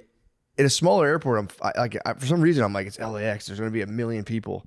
Dude, I get there. It's just 6 people. We're sitting in there, and the guy, I was like trying to do the ticket counter, and the guy's like, yo, dude, you got to wait till like 4 o'clock. And I was like, 4 o'clock? My flight's at fucking 5:30. Yeah, he's like, yeah. That only gives me an hour and a half. It's crazy. It's so easy. Well, dude, I'm sitting there, so I had to wait till 4 o'clock. You had to wait till, and then everyone gets to do like the thing and put the bag. And then there's just like, you go to the next level. I go up the escalator to go to the TSA pre-check, and there's just people standing there like, get downstairs. You're not allowed to be up here. And I'm like, okay. So I have to ride the escalator back down. So then everyone's just waiting by the escalator, and all like, for like 20 minutes, you watch people like ride up, and a couple be like, hey, you can't. And they just ignore them and come back down as the ride of shame. So it was set up to get someone to spaz, dude. Because then we finally get to another place and we get to another checkpoint. Like, everybody wait here. We're not open yet. And it was just like, dude, what the fuck? It was tough. That's insane to me. Then I flew all the way to Buffalo and had to do 2 shows that night. I was fucked up for like 3 days. I basically like didn't sleep for a day. Yeah. I was jacked up. Yeah, that's terrible. It was bad. You can't go to the airport that early. I had to. I had in order to get. You don't have to. That got me to Buffalo by 3 p.m. Show was at 7. Oh, well, that you had to. That's what I'm saying. I had to do it. But I'm saying you don't have to get to the airport that early. Dude, in LA, I thought there was gonna be fucking. You've flown so many times. I know, but You can get to the airport like 20 minutes. I did this once and it backfired on me, and I got so shook that I was like, never again.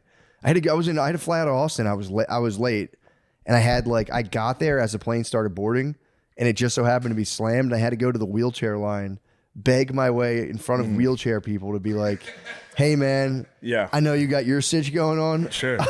I'm running late," and they were like, "Yeah, for sure." They let me all go. Yeah. And I was like, never again. I don't like asking for stuff. I mean, like having to ask a person, literally like 4 people in wheelchairs to be like, "Can I get in front of you?"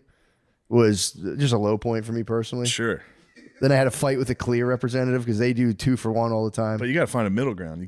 Don't be late. I have no middle don't ground. Be 2 hours early. I have no middle ground. Unless you plan on hitting the bar. I do the. I'm not averse to 2 hours at an airport, but That'd be fun. that results in a rough day. I just work. I just plug in my laptop and drink coffee and just work on my laptop. So I kind of like being there. I get focused. But I also, if I dilly dally, I lose track of time easily. So if I go, I got time, I'll completely fuck myself. So yeah, I'm an early bird to the airport. I get there so early. It's like my mom. Yeah, I know. For real. I know. My parents do it too. If they ever fly, which they rarely do. My parents flew Spirit this weekend. Did they really? They surprised me. Well, they thought it was a surprise. Right. In Vegas, which was crazy because they got there at like 10 a.m. on Saturday, which is when I was like, we should hang out. Yeah. But they didn't. They wanted to wait until I was watching the Notre Dame game to walk in. So they waited until like 4:30. Gotcha. And then I had a show. Like I didn't even see him. Oh man. I hung out with them. I watched football. I watched like the first half of the game with them. And they were just there the whole time? Yeah. But then we went and we played blackjack for a little after the show. That's cool. So the night before Friday, first time ever I've left the casino with chips. I won so much That's awesome. because I was tired as fuck and I was trying to go to bed. So I just kept going all in on blackjack. And I did it like 3 times in a row and I won all 3. And then I ended up with a lot of money. So Sick then, you walked. Yeah, I had to walk eventually. Yeah, I have a sure. nice rule of I'll never walk Yeah. until it's so, Pot was thick. then you have to. But when my dad got there the next day, I handed him a wad of cash from I gave him 10 grand. The winnings. Yeah, I gave him $10,000 in cash. First off, when I handed it to him, he just goes, "Thanks." I was like, "Dude, you're such a piece of shit. You're such a piece of shit." I thought this Not was even gonna be pretending to be like, "Oh, I can't." No, not even one. He just go, "Thank you." I was like, "Dude, I gave it to him. That was funny." So then after the show, we go play blackjack, but I didn't have time to go take out more money. So I was sitting next to my dad, and I was like, "Dad, let me get some of that money." And he was like, "Now hold on." I was like, "Dude, give me the fucking money I just gave you. I'm not going to take all of it." So he gives me a little, I lose right away. Yeah. Because I go all in and just lose. I was like, "All right, a little more." He goes, "Okay." He takes it out and He's peeling them off. he's such a dickhead, dude. He gave me like $100. He's an asshole. That's so funny. Yeah, I'll give it to him. That was funny. That's hilarious. Yeah. 10,000 in cash. Yeah, thanks. Peeling the bill separately is such a Peeling funny it real move. slowly and stopping to look at me. Keep peeling it. Taking one back, peeling one back into the pile. He's from what I understand, he's a pretty methodical gambler, right? He's Yeah. pretty disciplined and methodical. Yeah. He hated watching me He play. doesn't like, I've seen Of before. me just being like, I'm all in. Shane, come on. Shane, God damn it. Now look at that. You lost. That's great. Just great. It's so funny, dude. Yeah, it was nice though. It was nice having my mom and dad came. That's fun. But they flew Spirit and I was like, How was the experience? Terrible. Yeah. It's like fucking 8 hours on a Spirit airline. So when you fly Spirit at Austin, you got to go to like a different whole side of the airport, which takes an extra 20 minutes to get to. I know people miss flights that way. They'd be like, "Oh yeah, I'm flying." I think Frontier and Spirit Yeah. are like a different It's a totally terminal. Yeah. It tacks like 20 something minutes onto the trip, so it can sink you. Yeah. Luckily, yeah. Yeah. But they wouldn't let me upgrade their flight home. What? I don't know. Dang.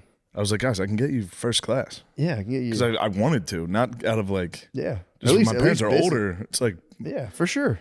I do like them in the back of spirit, just battling. True.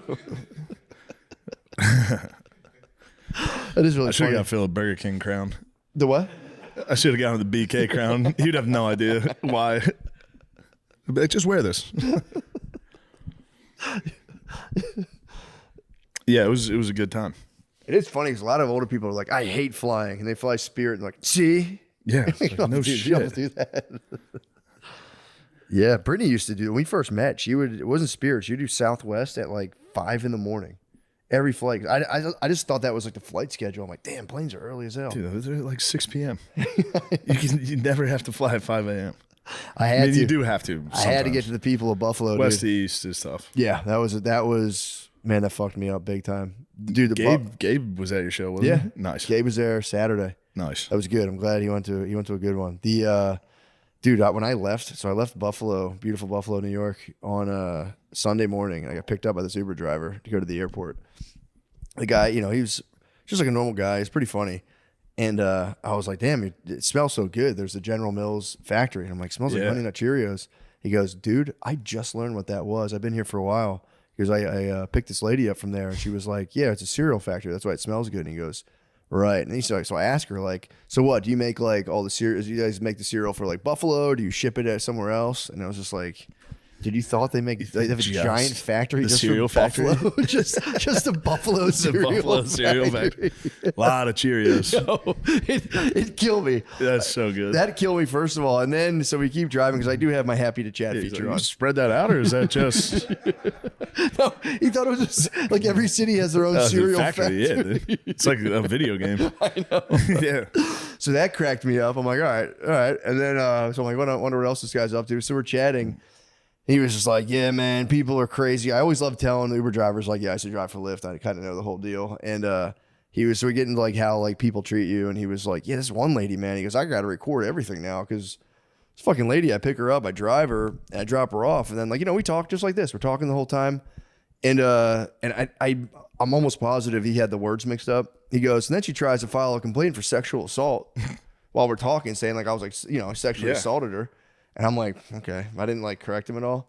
And he goes, dude, and like I'm 4.98 stars. Like they have my rating. I had to go back and forth. Like, guys, I never do this. I have a family, blah, blah, blah. And then he looks at me and goes, 15 years ago, maybe. I was like, yo, dude. He was being about sexual harassment. Sure. But him hitting me, it's like 15 years ago. I might have sexually assaulted that woman.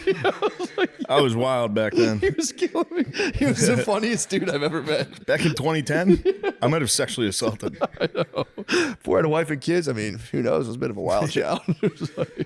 That's awesome. Yeah, it was my favorite. That Happy to Chat must be devastating. Happy to Chat's the move. It's Happy so to fun. Chat for those guys must just be It's the like, best. holy shit. All right. This dude, he was pushing me to Break my out limit. my best stories. He pushed me to my limit, dude. He had after he kept talking after he talked the entire time. But dude, those two gems are cracking me up. I'm like, damn, man, you guys, what do you make all the cereal for Buffalo? Dude, what the fuck? Yeah, that's a child's brain. I know. Every town must have a Cheerio factory. And then I got to the club, and I had ordered Uber Eats like minutes before I get. So I wanted to time it so I can get it, go back and eat. And they dropped it off at the bar, and I go up and I'm like, hey, I asked the one person working there. I'm like, I think I have like food over there. Can I grab it? And he just like, he went to the bartender like, hey, whatever her name was, and she just looked up and went, what? I was like, God damn. Forgot how rough and tumble. Buffalo, so rough and tumble. I love Buffalo. It's awesome. There was a giant blood stain on the sidewalk outside of the club. Ooh. Like on the block, like a block away. I walked past Right it next to like Cheerios factory. yeah. Big Cheerio dispute. We're going to take all of your Lucky Charms into the town over. Get over my dead body, punk. But yeah, Buffalo was so fun. I had a blast. I had a good old time. Had some wings. It was nice. You got some wings? Where'd you go? wings. Do you know? Pizza Plant. That was the name of the place. Nice. Place ruled. Yeah. People are against my decisions for a gluten-free pizza and curry wings, but That's insane. You're in Buffalo, dude. You fucking asshole. I got the curry wings. That's crazy. Yeah, I was. Yeah, You're not gonna believe it, but when I go to Buffalo, I put a hurting on chicken wings. It's fucking crazy. It's crazy, dude. the curry wings, they were so good, man. I don't even branch off different flavors. I just go straight up Buffalo. I mean, I'm here for the fucking original recipe. I know. Well, you never see curried wings. I have buffalo every other time. Yeah, but not the Buffalo. It's mom's gravy. I'll be back. It's the gravy. Sunday gravy. It's the perfect Sunday. I'll be back. I'll obviously be back to Buffalo, Yeah. so I'll avenge my. But damn, those curried wings. Never bro. leaving Buffalo, dude. Oh, dude, I'll Buffalo. never leave Buffalo. Buffalo fucking rules. That was my argument against the Saudis. What? When they were like, why don't you go do this thing? I was like, I'm going to go to Buffalo. They're like, all right. I'm not going to fucking Riyadh. I'll go to Buffalo. Buffalo rules. I was joking because it kind of looks like the Middle East over. It's bombed out. They bro. bombed it out a little. Yeah. It's Yeah, when you walk around, what? I know what hotel you're at. the Hyatt. Yeah, Yeah. Hyatt. It was you walk a lot of buildings there. Yeah. Bombed, bro. It was crazy, but Buffalo was crushing it, man. I was there. Everyone had a It good was time. fun. I love it. Me and Lemise had an all-time night there. Oh yeah, that was. It was Buffalo, babe. Fuck, dude. Sassy. What's that? I said it was sass. And a little sass. Yeah. Yeah, we put a hurting on some wings at the Anchor Bar. We did. Yeah. I think I probably had 30. It's crazy. Like, the numbers I put up in Buffalo, dude. I'm like MJ at the Garden, dude. You get me to Anchor Bar, I'm dropping 80. Dude. Yeah, their pizza plant was fired up, man. That was good as hell. It's right next to it was literally I was like walking trying to find it. I walked outside. It's just attached to the hotel. I spun the block like a moron, being like it's so close. Yeah. I walked around like, oh, I could just walk through the hotel and found the pizza plant. Pizza plant would have been nice. Pizza plant was fucking good, dude. They had one of those gluten-free pizzas that's like they've made technological leaps in gluten-free pizza where I swear to God it's almost as good. Pizza plant hit me with like a classic Gen 1 yeah, dry, and I like that for some weird reason. I like a dry, crackery crust. And again, their regular pizza is probably sick as hell, but Yeah. I was there with I have a friend from Canada who came down to visit me. And I was so exhausted, and he was like, I'll meet you at 9 a.m. I was like, no shot. I was like, I'm sleeping. I was like, I'll hit you up at 10 a.m. I'll wake up. He's like, I'm outside. I was like, you motherfucker. Damn. So it was cool. We went to the art museum. You went to the Buffalo Art Museum? Yeah, the Is that AKG. fucking finger painting? What the fuck are they doing with art? You must not have seen the AKG. They had the what is it called? There's I learned about 7 Canadian masters called like the Great Seven or something. They just draw like snowy trees. It was awesome. The Canadian Masters. There's 7 Canadian masters. Called the Great Seven. Look them up, guys. Look up I kept calling them the wrong names. My friend's like a art dealer. Yeah. So I kept being like, so what about the Big Seven? He's like, they're not called the Big Seven. Stop saying It's that. the Big Seven now. Just so you know, it's the Big Seven. They would just draw snowy ass fucking what do they call it? The Great Seven? The League of Seven or The something? group of 7. Group of 7, that's it. The group of 7. Were They they all drew French? snowy trees. Are they all French? I mean, pretty much. French Canadian, I think. Yeah. But Well, obviously. it's hard to. They're not telling me. Yeah, Take a look at you their got to go to names. the AKG Do they if have you want to their learn names? about them. They don't have French names, from what I can tell.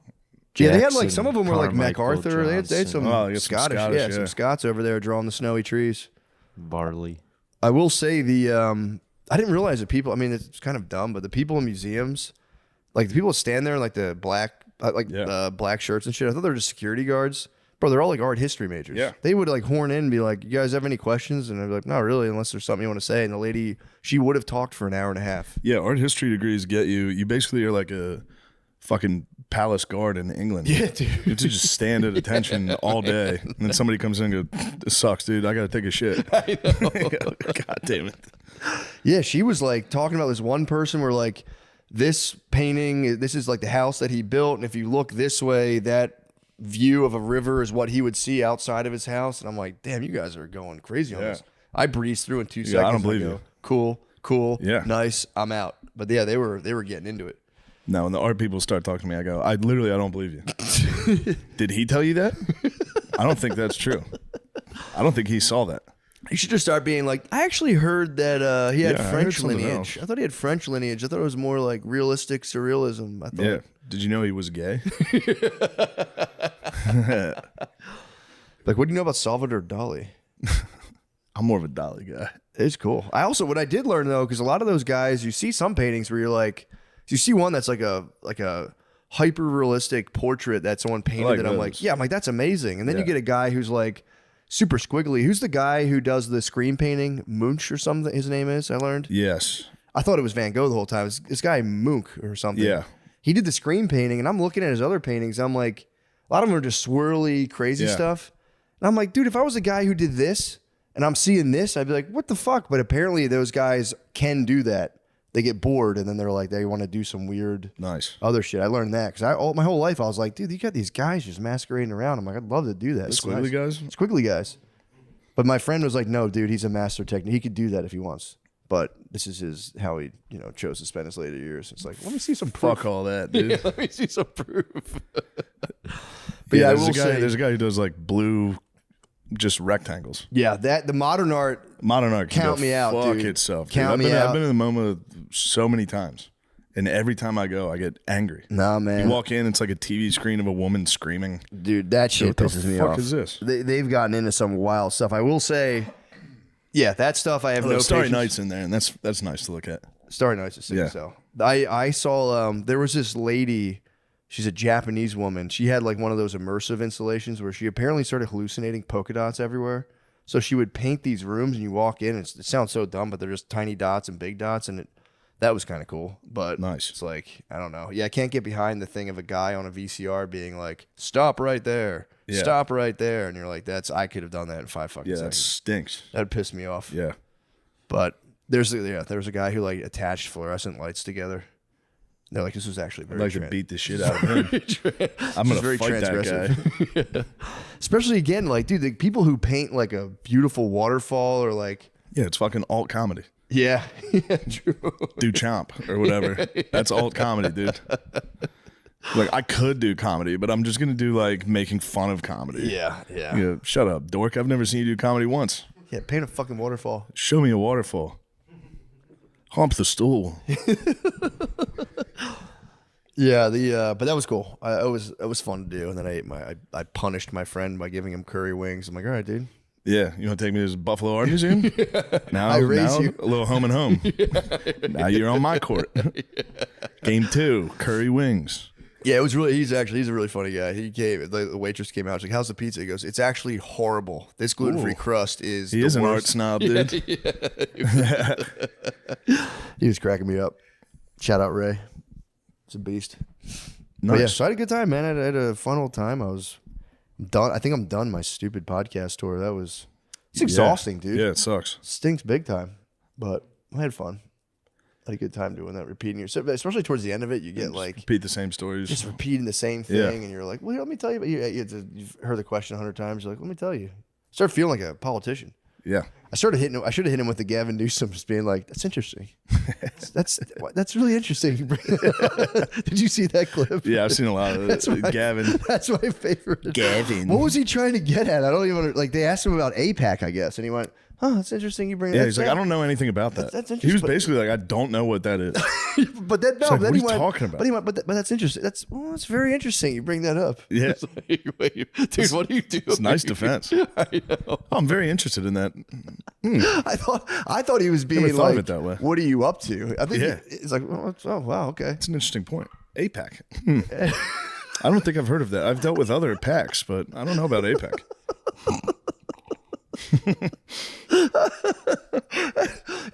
It is funny though if your job is to be full of shit all the time and Yeah. you just finally bomb at being full of shit. You're like, I Yeah. can't. My brain's farting gotta out be of me. so I hard. usually have like a cool way to maneuver around this. Just going, "Oh, it's funny you asked me about it." What?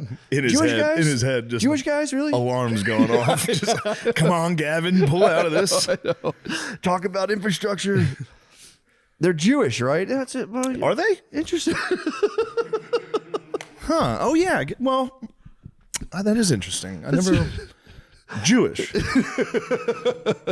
Huh. No, Interesting. yeah, I guess I have heard of that.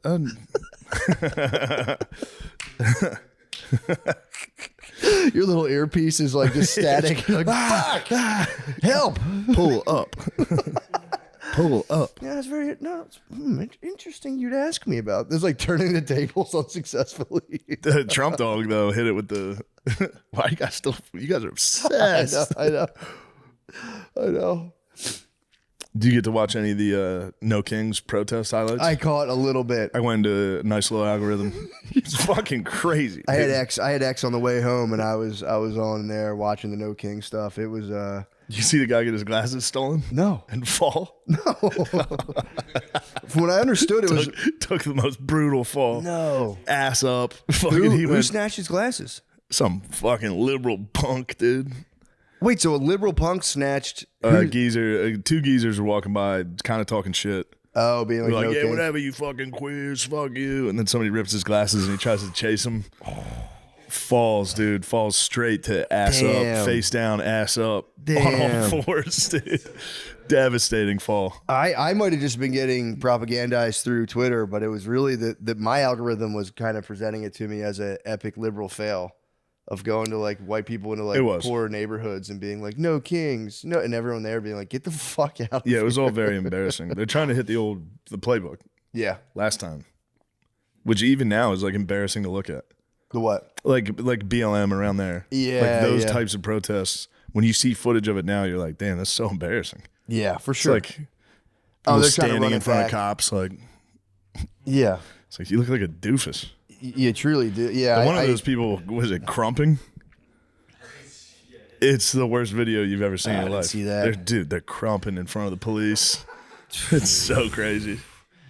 The thing I caught that was making me laugh was when they did the No Kings extension into London. And they did like people in England were like no kings, and then I don't know if this is true or not, but they're saying they had to alter it to like no tyrants for our people that do live under monarchy led systems. Just like funny to watch it kind of unravel into nonsense. Yeah, instantly. Yeah, but that's, I mean, I don't know. It's my thing is like, dude, I don't live there. So like, what do you think about the National Guard being deployed in like, I don't fucking live there. Yeah. Depends, you know. If I was there and I was having a tough time, I'd be like, oh, okay, cool. Yeah. If I was there and I didn't want them to be there, I'd be like, there was a kid who like did a viral Instagram of like putting on the shiesty and being like, the cartels put out $25,000 hits on federal agent's head, and they immediately like pulled his account up, and he was like, "This is fucking bullshit." Yeah, I don't know, man. I don't know. I mean, it's interesting you bring this up, actually. Yeah, I was like, you don't have to talk. You don't have to give any opinion. No, I like the videos of people walking around just for some reason praising the National Guard. That's been my instinct. Praising the guard? Yeah. Sick. Well, I've been seeing a lot of old black guys being like, woo wee. Yeah. This is nice. I'm like, cool.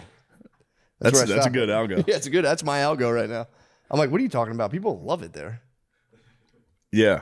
If they're stopping the and National asking for fucking people's papers, that's not great. Yeah. What kind of papers? But if there's a lot of murders, I was thinking about that on the plane home. I'm like, it is kind of crazy to accept that as like okay in any part of America. If there's that many murders, yeah. to be like, well, that's none of your business. It's like Yeah. that should be kind of unacceptable in America. They're like For they sure. take extreme action. I always thought that when I'd watch like a horror movie. You know, and like Michael Myers goes around and kills like 15 people, you could bring in the National Guard. Why do we have 2 cops? Bring in the military. This happens every fucking Halloween. A bunch of high school whores. It's like, Yeah. why is this up to a bunch of high school whores? Well, to why stop are these this? hot fucking high school sluts? Yeah, bring in the National Guard, dude. Yeah, that was It's my Halloween. big take on the airport. I was like, you shouldn't let anywhere get, because they called it a state of emergency in Chester, Pennsylvania, like years and years ago. It got so bad that I think they brought in, just state police. They Yeah. were like, all right, we're just posting police up everywhere because everyone's getting shot. Like the stop signs there were like riddled with bullet holes. It was bad. Yeah. So I don't know. Yeah, that's my thing. I don't really live there. It's none of my business. If I saw the National Guard outside my house, I would walk up and say, thank you for your service. I'd say, dude. And they say, yeah, your dog can't be out here without a leash. I'd be like, no kings, no kings, no kings. Show me that in the Constitution. No tyrants. You're going to like those highlight videos. It's just old people like singing, making up songs about no kings. It's very good. Yeah. Getting in on like, being 55 and being like, finally, I'm standing up for black Americans. Yeah. It's like, oh, good, man. That's good. You've had a lifetime to do so. Yeah, yeah. Where were you in the 60s?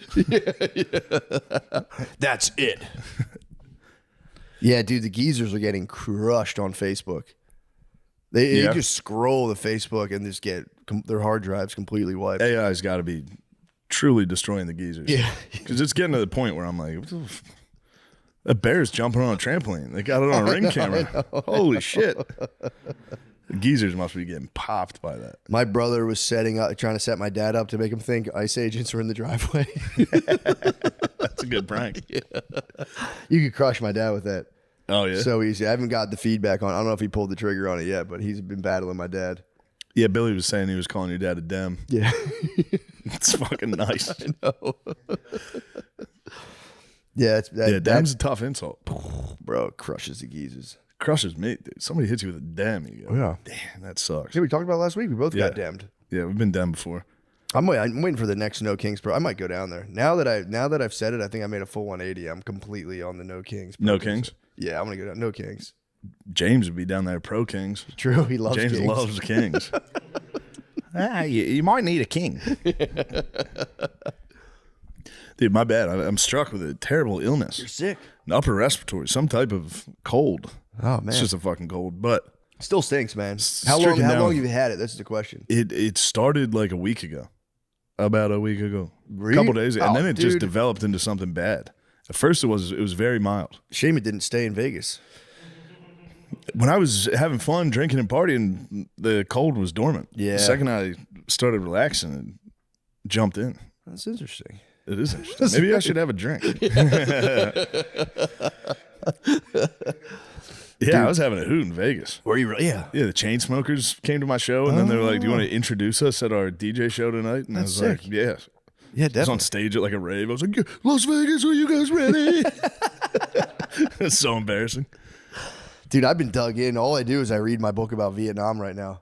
The good stuff. Vietnam Percasey book, dude. It's insane. Just the childhood people had back in the 60s and like early 50s is like you just grow up and just your dad would just beat the living shit out of you, and then you would like Yeah, the way he explained it was really funny because it's like you have a beer, so you grow up as being like you go to church every day. You're like, I fucking love this country so much. You do atomic bomb drills under your desk, and then you're like, dude, I can't wait to go to war. I want to go to war so bad.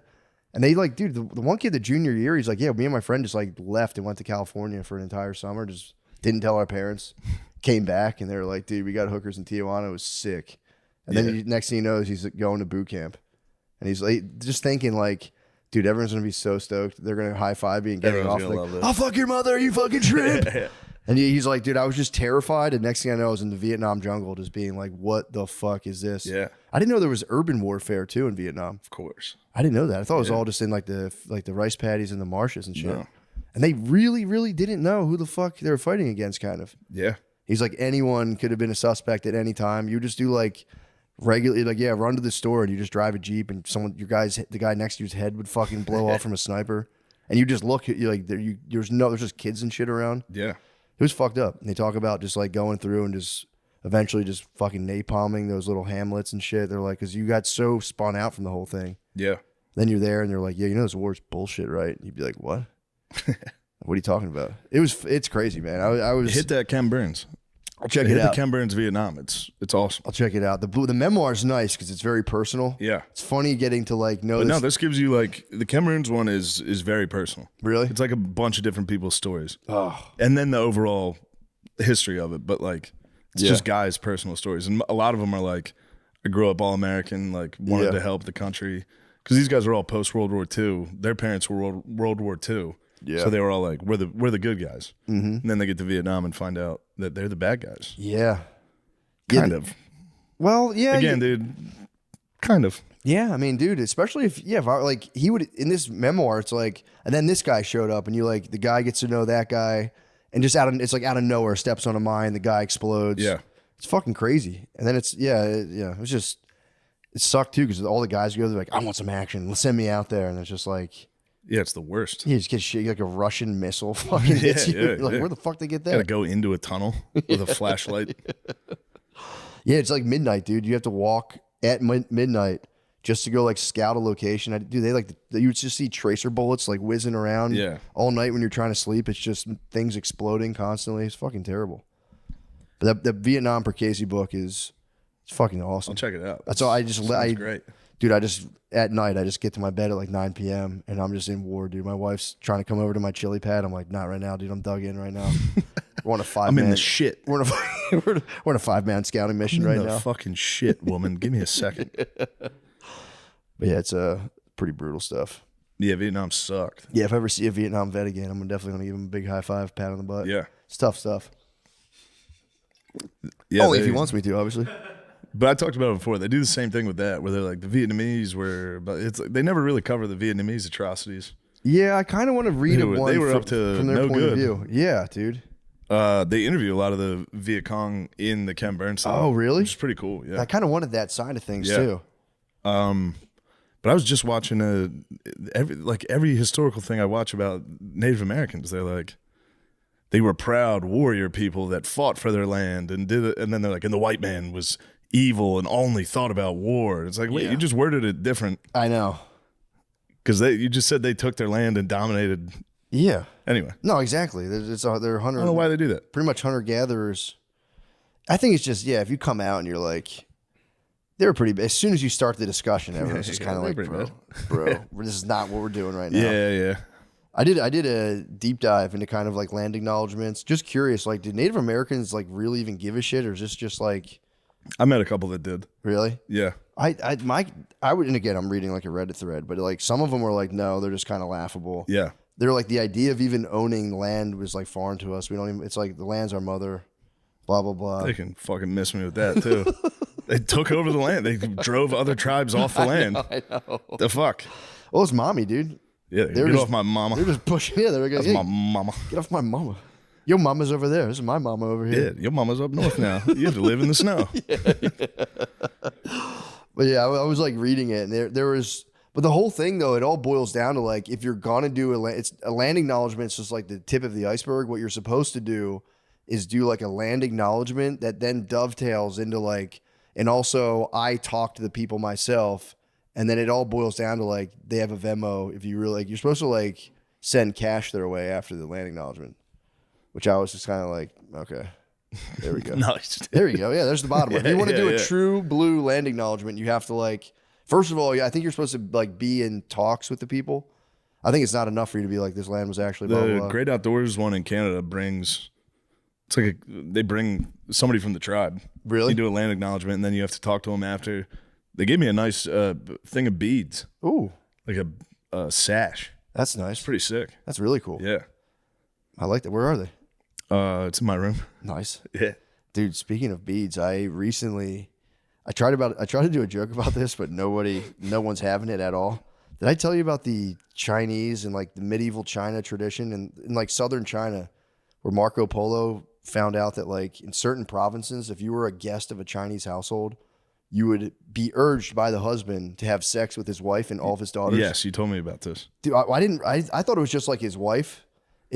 They would leave for 3 days. I did more investigations into this. Well, the hottest tradition you've ever heard. Yeah, I'm sure you did some the real deep dive. Well, I looked it up the one time. I need like a stumbled magazine. upon it. I just like stumbled upon the information. And I swear to God, they were like, you would have to like, it was like I mean, this is why I don't think it works on stage because it's tough to phrase it, but it's like, they said originally like the wife would choose if she wanted to have sex with you. Then I looked back into it and Grok was like, dude, yeah, right. But it's it goes deeper than that though, because apparently back then in certain provinces, the more sexual partners your daughters had, the more desirable of a bride she would be. They damn flipped the thing on the head. So like you would like Marco Polo, whoever, which by the way, Marco Polo stayed there for 17 years. Go figure. And then, but you'd have to present them with a small gift, like a bead or something. That's what that's why you reminded me. And then on your wedding night, your bride would hit you with all of her little sex gifts, and the more you saw, you'd be like, yes. So as a father, it was the opposite. You wanted your wife your wife, but also your daughters to have as many sexual partners as possible, because then it was like she was experienced and she would make a better bread. It was like tied to some weird fertility cult stuff from like way back in the day. So I think, but I think in another part of China, they were like, we are not down with that shit They at all. needed Christ, dude. I think yeah, dude. Marco should have been like, here's the real deal. I think Marco is like, let me get to I am a travel writer. Marco I'm a is- travel writer after all. He was Bourdain. I didn't realize he was there for 17 fucking years. He was in China forever. I didn't know he was there that long. Yeah, dude. Like, cause he wrote a whole book where he talks about like, you know, all of his adventures, and yeah, people get like, oh, that's just him romanticizing, but it's just like, dude, I don't know, why would he fucking? That'd be a crazy tall God tale. damn, getting hit with the gifts on the wedding night would be like, oh shit. Yeah, but that was their whole. God damn. That was the world where you'd be like, this is sick. So that's Of the course, thing. of course. So it wasn't even like, it was like, imagine like your dad would be like, oh shit, here comes a traveler, some filthy Italian guy, and just go, here, come into my house. The dad would just leave for 3 days, and it was, I'm being respectful. It was free use Don't get me for started. 3 fucking days Talking Asian free use? with a whole Chinese family. You're talking Chinese moms and daughters free use? Yes, dude, for beads, for beads. For beats. And then the women of the house would hang a hat on the door. So that was like the father would like walk by the door and see the hat on and be like, sick. And then just leave for 2 more days. And then finally the hat would be gone after like 3-4 days, and he would come back to his house and be like, hey guys. Hey. Fucking wild. Yeah, that's man. tough. Isn't that wild? Sure. How do you not have other people's kids? I don't know. Maybe that's where apparently this was and again, this is all internet stuff. They said it was more so the Uyghurs. So maybe that's why those Uyghurs are so fucking light skinned, dude. So yeah, pretty wild. Wild and crazy stuff. The internet say who put it on the Uyghurs? Well, they were like that. It was some of that Damn, area. the Uyghurs went from that to fucking Islam? I mean, I think so. That'll bring you to Islam. Again, this is all like very, not the deepest I don't internet agree with research. this stuff.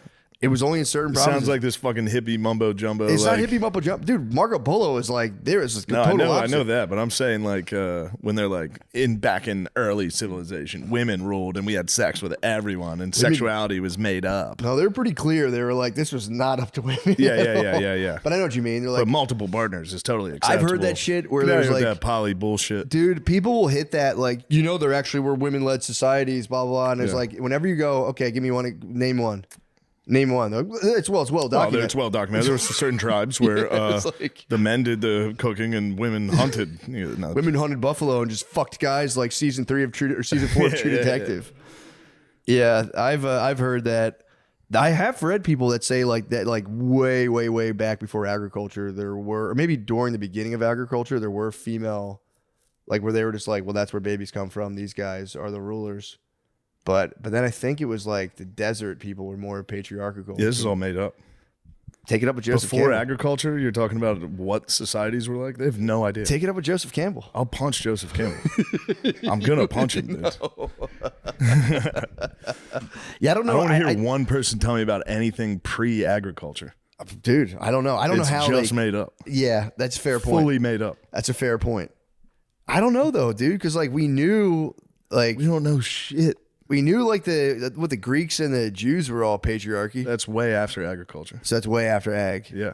Fuck yeah, I don't know. I'll That's do way some- after. Yeah, true. That was a They long had buildings and shit. Time. Yeah, you're right. You're right. No, pre-agriculture is.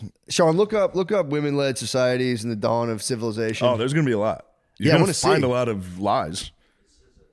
I want to see how they proved it though. That's what I'm curious about as I'll well. keep You bring up a looking good it up, point. but they had a bunch that I never heard of none of that stuff before. Like who? Let me see. Iroquois tribes, the Mosu in China, certain African How do they work, though? societies.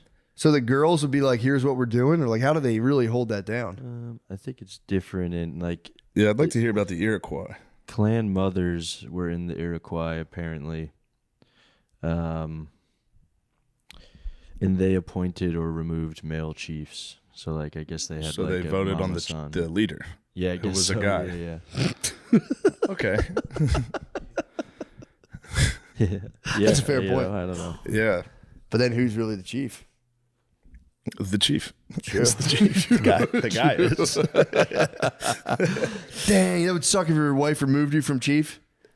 That would be tough. That would be so tough. That would be tough. You'd have to fight her. Yeah. Okay. Well, good research. Good research. Yeah, because that is a good point though. Because I was like, how the fuck did these people talk about this stuff? It's like written Yeah. history. They're just Yeah. They find like tools and old campsites, and they're like, the woman was probably in that room. They pick it up and they go, this is pretty fucking light. Yeah, It's a yeah, girl yeah. tool. Girl tool. This one had a lot of beads on it in its tomb.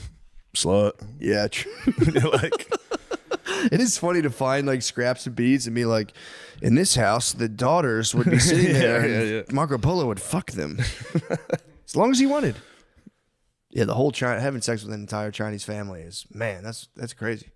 that's what's up. It's crazy to think about. That's what's up. It's interesting. It's interesting very that interesting. I've never really thought about free use on an entire family. I've never really thought about free use in a family. So the father would bring you in the house and leave for 3 days. That's And very then the interesting. father would leave. Interesting. Huh. And what would you do again? Remind me. They would just go about their chores and you would have your way with them while they were working, maybe doing the dishes. And then That is interesting. at the end of the day, it was the father was happy about it. That's yeah, I've never heard of that before. No, I've never watched that. Fucking 3 times a week. But yeah, poor Marco Polo, man. What a Good what for a him. guy. Hell of a run. Guy's guy. Truly a guy's guy. That's a guy's guy. But it's so funny. I think Genghis Khan was into some free use himself. yeah. He was on a free use, a mad one, bro. Yeah. He put in like the Contra He Infinite was on Lives the Code. ultimate free use. Yeah, bro. Isn't like 25% of China I think related to everyone's Genghis Khan? related to Genghis. Crap. I think Marco Polo chilled with Kublai Khan, actually. Yeah, I think so too. I think he rubbed I think he was like Yeah. in Kublai Khan's fucking His squad, yeah. Yeah. He chilled with the Khan himself. That must have been fucking so crazy going to a completely different world with no idea what was going on Yeah. over there. And I think Kublai was about to start fucking shit up. Like really not doing great. Oh no. Yeah, once Genghis died, I think they just short. I could be wrong. Kublai might have done well. I think he was rocking, but again, with from what I He was off his daddy, dude. Yeah. He might have been a bit of a Shane O'Mac though. True. I think he was still doing stunts. I think he was still stunting on him, but he was no Vince. Dude, I'm so happy you opened my eyes to Shane O'Mac because I left off with him when I was like 10. I being agree. Like, So hate did that I. guy. I hate that I left guy. off with being like, yo, fuck Shane O'Mac. Yeah. Fucking pussy. And then you see the highlights. You go, damn, this guy was giving it his all. When you brought up Shane O'Mac to me, I had to stop. I almost turned around and jacked your collar. Like, fuck, what do you say? What do you I mean you understand. like him? What do you mean he's cool? I understand. Dude. Of course, dude. You don't think I had a deep hatred for him? There's one other guy on earth named Shane, and he's a fucking pussy. And then I was wrong. He was the man. Dude, I mean, those cages have to be. Lemaire, what is the exact height on those things? It looks to me like 30-something Yeah, it feet. was like 25 feet. That's the Hell in a crazy, Cell, bro. yeah. Yeah, they're high as hell. 25 feet. Some of those are jumping off were like Yeah, 40 feet. yeah, It's one coming of off them like looked super high. no, they're like side of the fucking Titantron, dude. Yes. Fuck, that's what that was? Yeah. Oh my God, dude. Yeah, that's Yeah, I Shane didn't O'Mac know. was Dude, also, you didn't know about Versus commercials. I didn't know about that. I didn't know what Versus was. Versus. I thought it was where two old rappers go head to head. No. No, it's a fishing channel. Fishing in Pac-12 football. And rodeo. Like Mountain West basketball. Yeah, those commercials, those fucking runs were crazy, so intense. And what year was that? They Fired were up, way dude. ahead of their time. That was probably like 05, 06. way ahead of time. Yeah, they're making some. What Shout out channel? to whoever made that. Versus, go to YouTube and type in Versus commercials. Yeah, man, it was Just putting together just the best locker room speeches you've ever heard. unbelievable, man. Just get fired up. The funny thing though is during the commercial it'll cut to like a hunting highlight. Yeah, And that makes me laugh. yeah. It's like it's you versus them. It's you versus history. And then it cuts to like a scope on a deer that's like, what the fuck did I do? I didn't do Second shit. place, dear. True, you put it that way. That does second place does stink if you get eaten. Maybe you like flies in your soup. I like second place like I like a fly in my soup. Not at all. Yeah. It's good stuff. That was great stuff. Yes. Okay. A quick break from the show for a special segment called More or Less Hoops Edition. And it's brought to you by Prize Picks. Right. So before we get into this, how confident are you with your picks? Because Prize Picks now offers stacks, meaning you can pick the same player up to 3 times in the same lineup. Want to pick more on Steph Curry's points, 3-pointers, and assists? Now you can pick all of them with the same lineup only on Prize Picks. So who's looking sharp? And who's just like a pedestrian on the court, you know? Matt, who do you think? I would do the stack with Steph Curry's points, 3-pointers, and assists. You like the stack with Steph Curry? I like that. That's I do like Steph Curry. me too. I think he's a very talented Who player. else do you like? Ooh, it's very interesting. Interesting. It's interesting. I've never thought of it like that. I would pick Embiid for. Nice. I would stack him up. Pause with rebounds. You'd stack his boards. Yeah, I would do boards, points, blocks. You'd stack them up. Yeah, I'd stack them. Yeah, I like it. Okay, so that's our take. Now it's time to lock in yours with Prize Picks. Don't just stand your faves, which, Matt, I got to be honest, you're standing your faves. My bad. Stand on business. Win real money with your best takes, whether it's points, rebounds, assists. Take your pick of more or less on their stat projection for your shot to win up to 2,000 times your cash today. Don't forget to follow other Prize Picks players directly on the app. You can even copy their lineup. They usually don't do this many verbatim. Yeah, I think they're sick of us. A lot of highlight. I think they're sick of us riffing and having fun. Yeah, where's the script? But no, these advertisers know exactly what the listeners want. Whether it's a friend, a celebrity partner, just someone whose picks you like, hit the follow button and check out every lineup they create in their new feed for Prize Picks. Download the app today and use code DRENCH to get $50 instantly after you play your $5 lineup. That's code DRENCH to get $50 instantly after you play your $5 lineup. Prize Picks are on your game. Are you excited for the 76ers tonight? I can't fucking wait. Yeah, I wish Jared McCain was healthy. Didn't he hurt his fucking thumb now? Yeah, he's going through a hard time, but he's going to come back. He's going to be great. VJ's going to be. Yeah. I think VJ's. Who are the Sixers playing? Celtics. Oh, nice. Yeah, it's a good game one. Fuck the Celtics. Fuck the Celtics. And I mean that with my whole heart. And I do think we got him. Now, this is a lie. I think we got him, though. Joe's playing. Paul's not playing. No McCain. But I think we got him. Be all right. Yeah. How's Maxey? Maxey's looking the best he's ever looked. Pause. Great. But I said pause. It's okay. No, that's totally fair. Jared McCain's looking as good as he's ever looked. No pause on that. No pause. Yeah. Real. They got the black jerseys. The black jerseys look nice. I was against them at first. The black jerseys look I'm nice. so Sixers excited. going black jersey. Yeah, they're bringing back the AI. I remember Yeah. those. They're fucking awesome. I wish they brought back the true AIs, like that were like and one. Oh, like Cut this off. giant Yeah, jersey. Everybody has to wear baggy Joel would look shorts. good in that. I was just gonna say Joel look good in anything, but I love Joel. I love Joel. You're ready to get fooled again, dude. I You're ready. Your heart's back in. I get bag's it. I about to get be it. on me. That's just being a sports fan, dude. Week one, every year you go, dude. I think we're gonna win it. all off season, I'd be like, they're going to be so bad. Who cares? I'm barely going to Yeah. watch. That's all I'm thinking about. I've seen the Sixers hype start growing again. That's good. It's because Joe's healthy. When he's healthy, it's just like we can do anything. How many years do you think he has left in him? Well, we'll see how this one goes. Yeah. But If he's I not mean, healthy this year, then it might be it. Yeah. But if he is, I think got he's 2 or got it. 3. Yeah, if he's healthy. Yeah. Yep. Just gotta rest him. Do we have a backup center? We got 2. Bona looks good. He's young. He's What's his name? Boner. A dem Bona. A dem Bona. Dem bonus. Dem bonus. We need dem bonus. Dem bonus is coming in. So wait, just to recap, you said dem bonus looking good. Bona's looking pretty good right now. All right, we got good dem bonus. What else we got? What's the other backup's name? Guy's butt. You got guys' butts and dem bonus. Do you know who the other one is? Andre Drummond. I wish. All right, we got Drummond. Yeah, we got Drummond. Nice. It's come to my attention. There's a tall Asian fella too kicking around the league again. Is there? Yeah, there's a super tall Asian guy. But he's black. He wouldn't have stood out as No. As, No, there's like I'm a- gonna look him up. There's like an Asian, like a From Memphis. yeah, What's his name? He went to Purdue. He was at my show. We hung out with him. nice. Zach Edey, yeah. I believe so. Edey's the man. Tall as hell, right? Hung out with him a couple times. I heard He's the man. beast. I heard he's He really good. is. Someone has hit me with some of his highlights. He's awesome. What's funny is like, wait till you see this guy, and it was just very like, he's just tall man basketball. Yeah. He's like, oh, this is a I good took a example. picture with him. I look Really? like literally just a short, fat Yeah, lesbian. he's tall. If you get rid of my height, I look fucking insane. I was coming up to like his stomach. I was like, I went full. I look exactly like the Megabus logo. Because he's 7 feet, right? Yeah, Fuck. he's taller than that. That's bullshit. You should be like, bro, you gotta Literally, take this is me. what I look like in the picture. I'm the Megabus logo. this.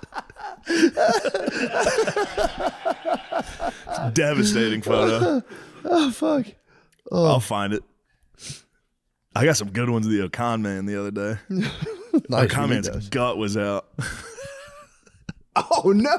He's grinched. What up. happened? I thought he was fucking locked in. I thought he was not totally- locked in that day. The He gut. looks like the Philly fanatic, He dude. looks insane. Dude. He'll have abs in a fucking week. He's the king of the temporary lock-in.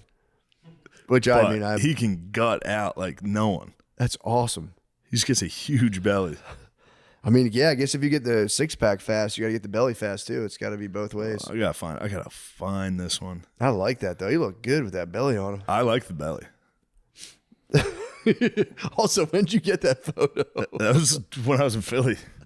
He went to the Eagles game and he went to the Phillies, then the Eagles, back to back. no. And the Eagles was at 1:00. He came. I ran into him. I wasn't drinking at all, and I ran into him, and I was just like, "Dude, you need to go home. You're awful." This is how drunk he was. He was falling asleep at the bar.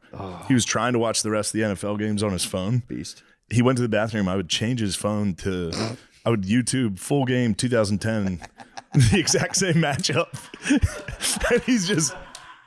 At one point it cut to Tom Brady throwing a touchdown to Wes Welker, like a highlight, and he was like, he watched 2010 like Bucks Falcons. You are the devil, dude. It was so funny. That's such a funny thing to do. Oh, fuck. He's like, what the fuck is this? Oh, fuck. God damn it! I gotta find this picture of me and Edie. Oh, that's so fucking funny. Oh, my God. Yeah, if someone's significantly taller than me, I look nuts in the photo. As soon as we took it, I was like, delete it. No, I think I was honorable with that. I posted it on the internet. Yeah, man. Everyone knows. I was like, he's this 7 is fucking hilarious. feet tall. That's Everyone was like, you look like a bitch. Fuck you. I'm like, all right. I'm gonna put down social media. yeah, it's totally unnecessary. You don't have to look I've at it just at all. been literally, it just hurts me now. Yeah, I just go, oh, I'd like to be hurt. Yep. Yeah. All right, good. that's good. 3 minutes of watching a show. I go, this scene's boring. Let's get hurt. All right. There we go. That one really hurt. You know, I was in the shower today, and I don't know if this is like the dumbest thing ever, but I was thinking how 97% of people, I think maybe even 98, are like terrified of public speaking. Yeah. Then if you asked anyone, like, would you like to be famous? It'd be like more than anything ever. It's like, well, dude, it's the literal fear of public. You're It's just the worst. being stared at. You're constantly perceived. Yeah, it's a bad feeling. It's, It's bad. I mean, yeah, unless you're a psycho that likes being perceived. Yeah, true. But I don't like it. I hate it. It's true. I've been stricken down with the melancholy, dude. I went for a walk the other day. Yesterday, I was going through it. I was like, I don't have anyone to even talk to about this stuff. Yeah, true. Yeah. Like, yeah, I see everyone saying I fucking stink. I got a message the other day from a lady just going, hey, just so you know, me and my boyfriend watched your special. It sucks so bad. I hate it. And I just watched it. I was like, God damn, dude. Like a nice little message from a lady. I said, Yeah. what the fuck? From a lady? I expect this from a guy, but what the hell? Why would a lady go out of her way to fucking take me down? Yeah, a lady crazy. hurts. I was like, what, are you pulling my pigtails or something? Yeah. She got me. I gave him the God bless. I went, God bless. Yeah, God bless is Just nice. God bless, man. Just, I hit a lot of God blesses. Yeah, just God bless. Yeah, it is. It's a weird thing to complain about. Be like, dude, you must be on cloud nine. Like, I'm deeply depressed right now. That's good you get that. I get nothing but like, are you all right? Really? Yeah. I Oh, get yeah. like people like, that must be really hard what you're doing. It must suck. And then you're like, well, there's good parts. I like it. I like what I do. I get a lot like, are you excited? You're like, no. I don't have the same feeling every day. It's just fucking kind of weird anxiety. But Yeah, it's not good. You do have to be a psycho to yeah. enjoy it. Yeah, to step in and be like, And then yes. you're like, I see how Chappelle left for Yeah. a while. yeah. There's a daydream all the time where I'm like, I could Later. leave. I could leave for a few years. Yeah, I also think it's yeah, I feel like it's not a bad thing. I probably will. Give me 2 more years and I'm Yeah, gonna go away for a while. that'd be nice. If gotta- I can. A well, lot of here's- people have a tough time leaving. Yeah, true. You got to get off the stage for them to want you back on the stage. That's true. You know? Yeah, but you also got to do a cool new look. You can't. You got to go. Letterman grew the beard, dude. You got to do a cool look. You got to do something sick, dude. I've got it. I'm going to change the pigmentation of my skin. I'm going to go away for 6 years and come back black as hell. So my question was, would you be Shane Bad or Shane Quake? Shane Quake. We'll see. We'll see if I'm on a weight loss journey while I'm doing it. Shane Rock, Shane Bad, or Shane Yeah. Quake? Or Shane Smith? Shane Smith. Shane Smith. I'm would coming be back nice. bonkers, dude. I'm coming back fucking slapping people, screaming. Shane Smith. Not to be confused with the guy who does Vice. True. Yeah, I think about it. Yeah. Well, yeah, it'd be nice. But then it's, like, what would you do if you did a pure sabbatical? I don't know. Just goom? Probably. I just goom jack off for 5 years. That'd be like a monk-like existence. Don't talk to anyone. That'd be awesome. Just disappear. Go to Madrid, jack off for 5 years, come back. Black. Come back black as hell. I could do it. Chappelle came back jacked. Do you remember that? Yeah, he Chappelle came back yoked, way too bro. jacked. He came back yoked. He was too jacked. True. He came back jacked and his head didn't quite fit. He did get absolutely yoked. Yeah, when he left, he was so skinny. Yeah. I'd have to, just in honor of that, I'd probably sex change. Yeah, we'd have to do If something. you're coming back with a We could pigmentation fucking therapy, Wachowski out. The brothers could come back. I could just keep all my normal life. Yeah. Like, oh shit, there's a guy's a girl now. Oh shit. Yeah, we'll see. Yeah, true. True motherfucking Getting that. stricken down with the melancholy, and it's probably the sickness as well. Sickness will do it. An illness will give me some melancholy, Yeah. but we'll be all right. Yeah, I mean, you just have to break through to a whole other level. Yeah. You know what I'm saying? Oh yeah, I've thought about it. I've been laying in this room thinking about the changes that need to be made. Total lock-in. And it starts with getting rid of fake friends. It's time for me to completely isolate myself. I've reached that level of fame. Now it's isolation. True. You might have to do Luke Skywalker on the mountain. Yeah. That'd be sick. You come back and you're like, dude, my dynasty. I thought about the has- best Down syndrome joke of all time. I'm back. Hell, motherfucking yeah. Yeah, baby. Yeah, I. You know what's nice right now for me? I wake up every morning at 6:30, and there's a bunny in my front yard every good. day, and my dog chases it around for a good minute and a half, and my kids just go nuts every day at 6:30. It's been pretty fun. That's good stuff. Matilda doesn't try to bite it. She's thrilled with the chase. We just get to watch it every morning. And I'm like, that's like that, Just and then reading be about careful. Vietnam. It's coming. Well, she's gonna bite it. Yeah. I don't think she's gonna bite it, dude. She's gonna bite that. I'm telling you, she chases frogs. She's all about. She loves. She gets the game. close. Because Sniffs them a little. She could get it, dude. If she Yeah. wanted that bunny, it'd be hers. Yeah. But no, she doesn't. She doesn't fuck with the bunny. She chases it around. My daughter's scream. I'm like, you guys gotta be quiet, dude. It's still dark out. They're like, a bunny, Matilda. So yeah, they're Yeah, having kids would be nice. yeah. would That help. does. That occupies 97% of your brain. That would help. Which is nice. There's nothing to think about. It's just you wake up every morning. They're there. You never Yeah. sleep. They FaceTime you. Do the dinosaur face. every time I'm traveling, I call them like, "Hey guys, how you doing? Be a dragon." I have to just put the dragon head filter Yeah, on, yeah, and they just yeah. go, "Ha ha." That's Like, good. how you guys? I'm like, how are you guys? That's good. Do the unicorn. Stick out your tongue. This is what happens when I'm on the road. Lemaire FaceTimes me. Lemaire FaceTimes me. He's like, "Will you do dragon?" I put him to bed. Lemaire goes to bed. He FaceTimes me. I go, "You'll be all right. I'll be home. I'll be home, brother." Shane, where are you? What day are you coming home? Shane, can I jack off in the office again? Yeah. Go ahead, man. Yeah, I did like two. One day was a 7-day trip, and then I had like a week off. And then I did like a 4 to 5. They were not happy. Oh yeah. Yeah, the dad was like, I got to go away again. And they went, oh. I'm like, all right, guys, this kind of sucks. I always tell them I cry. I'm like, guys, I'm going to cry again. They're like, don't cry. I was like, all right, if you guys don't cry, I won't cry. And then I, Trick them. It's been working, yeah. You get in the car, you go, "Ooh, free time.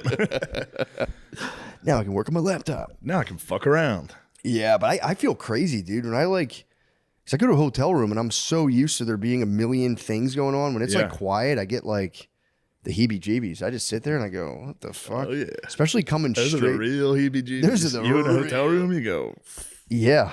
where the fuck am I? Dude, yeah, man. Especially when you come out from, like, you do the 2 shows. It's just like you're like, zzz, like vibrating. And then it's like ice cold, quiet hotel room. And it's like, dude, I don't feel like watching. If I like go to watch TV, I just flicker through a menu of Netflix and I go, I just turn it off. Yeah. And then I go, I'm just going to lay down until I fall asleep. And then my body's just throttled with adrenaline. And it's just all roads truly do lead to the hub, dude. When you're in a hotel room, it's terrible. You got to have about 20 beers, and then you got to watch Ruud van Nistelrooy, all goals scored for Manchester United. So that's a good 40 minutes. You really do see the drinking because you go like, I got to do something. Yeah. I'm back in this room by myself. I'm completely charged up. Yeah. I literally go right We got to get back into acid. That shit rocked. Acid fucking We're going to ruled. have to find another time in the future to. Yes, for sure. Have a nice Earlier, time. take it earlier too. Yeah. That'd be nice. So we didn't have to. So we can go to bed, hopefully. Yeah. Or even, even if you went to bed by 3, that would be Yeah, it'd great. be a victory. Staying up all night on that stuff and flying home was not the fucking recipe for. Oh, That was, dude, airport was. I woke up, talk about going to the airport early. That day I woke up, walked around. I barely slept. I just walked around with a suitcase around Chicago like a fucking crazy person. Went to the airport so early, and I, for some reason, like, wouldn't eat. I was like, no, food would not be the move. And it was a weird time. That was a weird day. It was a weird time. That was a weird day of my life. it was a weird I time. was so happy to be back in the natural rhythm. I Yeah. had been like, no more coffee, nothing, sunrise, sunset. If I can just inhabit those days, that'll be nice. And, I'm already back on the devil bean. Don't worry about the bean, dude. It's fine. I had the bean. The bean's can under handle control. the bean. The bean's under control for sure. Yeah. Dude, I got fucking. Did you ever get I'm going to have cars an intervention for you. for the bean? Yeah. Dude, We're going to sit you down and be like, dude, you've had too many beans. Call my wife. She'll lead it. She'll do it. She's like, you get so mean when you're on caffeine. When you're on the bean. I need it. Shut up. When you're on the bean. Dude, I got car sick for the first time in my life. That sucks. The electric Mustang. It's only that car. I was in the electric Mustang and I was just like sitting there. I'm like, oh my God, I feel fucking awful. And again, I'd beamed up pretty Who the hard. fuck's driving an electric Mustang? Uber driver. Damn. So I'm like in that thing, dude. It just rockets forward and they let go of the gas Yeah, and it like stops right stops. away. Yeah. I was fucking dying, Yeah. dude, in there. And then I was like, no, I thought it was the coffee. I was like, dude, what the fuck's going on? I felt bean, sick. dude. I had a headache. It's the fucking bean. Thought it You're was having the withdrawals from the bean. I thought it was the bean, and then it was brought to my attention that the electric Mustangs are notorious for. Yeah. It was like a 45-minute ride. That sucks. Oh, I was trapped. I was dying. I was truly fucking dying. So it was look out for that. I'll keep an eye on If you get that. the electric Mustang Uber, careful. Yeah, that would fire me up. Careful. The only time I ever drove a Tesla was doing that. Really? And I guess you can adjust the settings to make it kind of come to a rolling stop. Yeah. I did not. So it was just the whole fucking drive. I think if you're It's like 3 driving, hours. I think it's better though if you're driving. When Sure. you're not driving, I was in the back seat. I thought it was like a fake girl disease, dude. I got motion Kind of sickness. is. That's what I thought it was. Yeah. Until I got stricken with it, and I said, "Holy Car fuck!" sickness is definitely babies and girls. Oh yeah, big time. Yeah. That's the number one post fight, driving in post fight silence. That's how the Cold War on. They'll go, hey, what? I have motion sickness. And you're like, fucking Jesus, fucking Christ. What the fuck kind of abuse is this? Is a new form of abuse. Do you want me to? There's nothing you can do. The only thing you can do is speed up. Your exit's coming up. I thought you had fucking motion sickness. Shut the fuck up. Our exit's coming up. We're going right into a pillar. This is our last exit.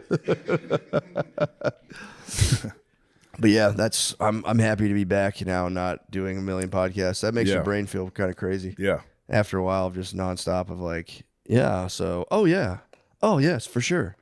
Yeah, I don't want to do any more podcasts. Yeah. Other than this one. Yeah.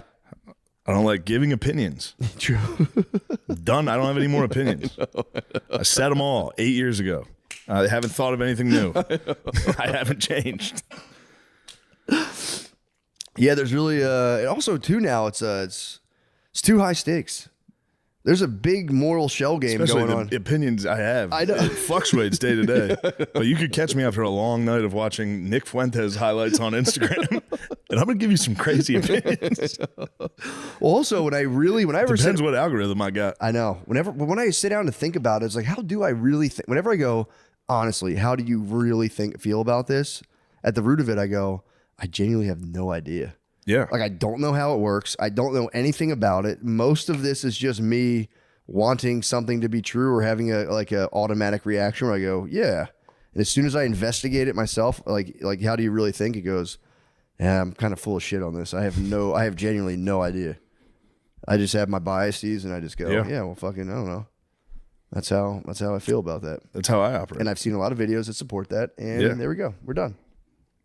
But yeah, now, dude, you get into the, there's a lot of like demonology talk now with tech billionaires.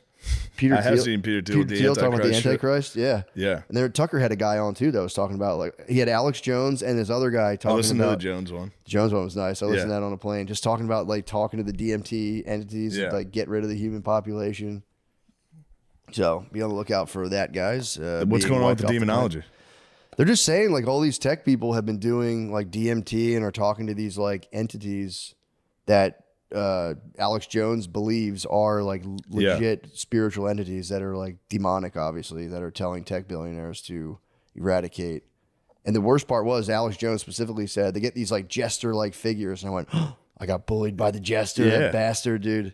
He didn't tell me to depopulate. He just literally just made fun of me. Depopulate would be nice. Yeah, that's what apparently that's what he's saying. They're all getting the signal to depop and get rid of a bunch of people and just like rein in AI to kind of like reign supreme. And it's, I know, dude, it is pure nerd stuff. Miss me with the nerd AI shit. I know someone's gotta stop them. I'm watching college football, dude. True. I have no time for your computers. Shut up. Grok sucks. Grok. I will say, dude, my thing is it's useful if you need to be like, hey, I'm reading a book. Is this true? Or like, do you have any other, you can research with it and it's not bad. Yeah. But to be like, it's going to completely control all of society one day. It's Google. Yeah. That's kind of, it's fast Google. It's a more comprehensive Google for sure. That can be wrong. Oh, now you're back on your AI stuff? I'm just chilling. Well, then what was that nasty little face? It's over, dude. We're cooked. The AI already won. I don't think so, man, because they're talking about the super intelligence. I don't know. Oh, dude, and they're like anti-humanists. They're trying to become like trans-human. They're trying to ascend past being a human. You gotta, the tech billionaires, the guy with the AI. They do want to live forever, and that's kind of, they're saying like that might be on the table. Yeah. But also, who wants to be a nerd forever? Not me. Just an eternal nerd. Eternal You nerd. could give that, I'm not trying to come at Zuckerberg. You give that guy 2,000 more years, and they're still gonna be like, "Who the fuck is this nerd?" Finally, there's gonna be a super bully.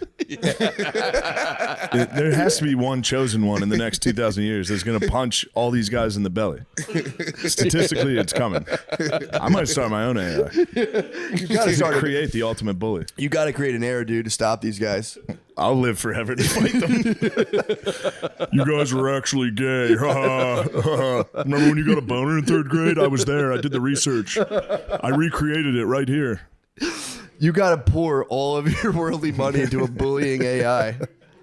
So you guys are fucking losers. No matter how much money you have, you'll always be a fucking nerd. Give up. We will never. We won't find the right combination of cool clothes and jiu-jitsu. The cool clothes are fucking Cool crazy. clothes are crazy, bro. Like a box T-shirt and a chain. What the fuck are you doing? The best part is like imagine if I was a billionaire and I hired like all kinds of stylists and they just dress you like a Paul brother and you're like, what the hell? That's what happened. I got a stylist. They would dress you like They fucking gave me like 10 Paul Brothers shirts, and I was like, "You guys got to get out of here. I'm not wearing any of these ever." No, because I wanted. I was like, I can't buy clothing. Yes, there's something in me I cannot buy it. I buy the same thing every time. I get gym shorts and T-shirts. I need somebody to buy me one thing. yeah. So I forgot all about it. And then these ladies came to my hotel room with like Yeah. racks of clothing. And Nice. they're like, just try these on. Yeah, you're like, I just had should to be do like a right- fashion right- show right for here? 3 women. Yeah. It was the most embarrassing I thing could I've get ever into that done. if they like hiked my pants and checked how loose they were on me. There was some of that, which was very nice. That's But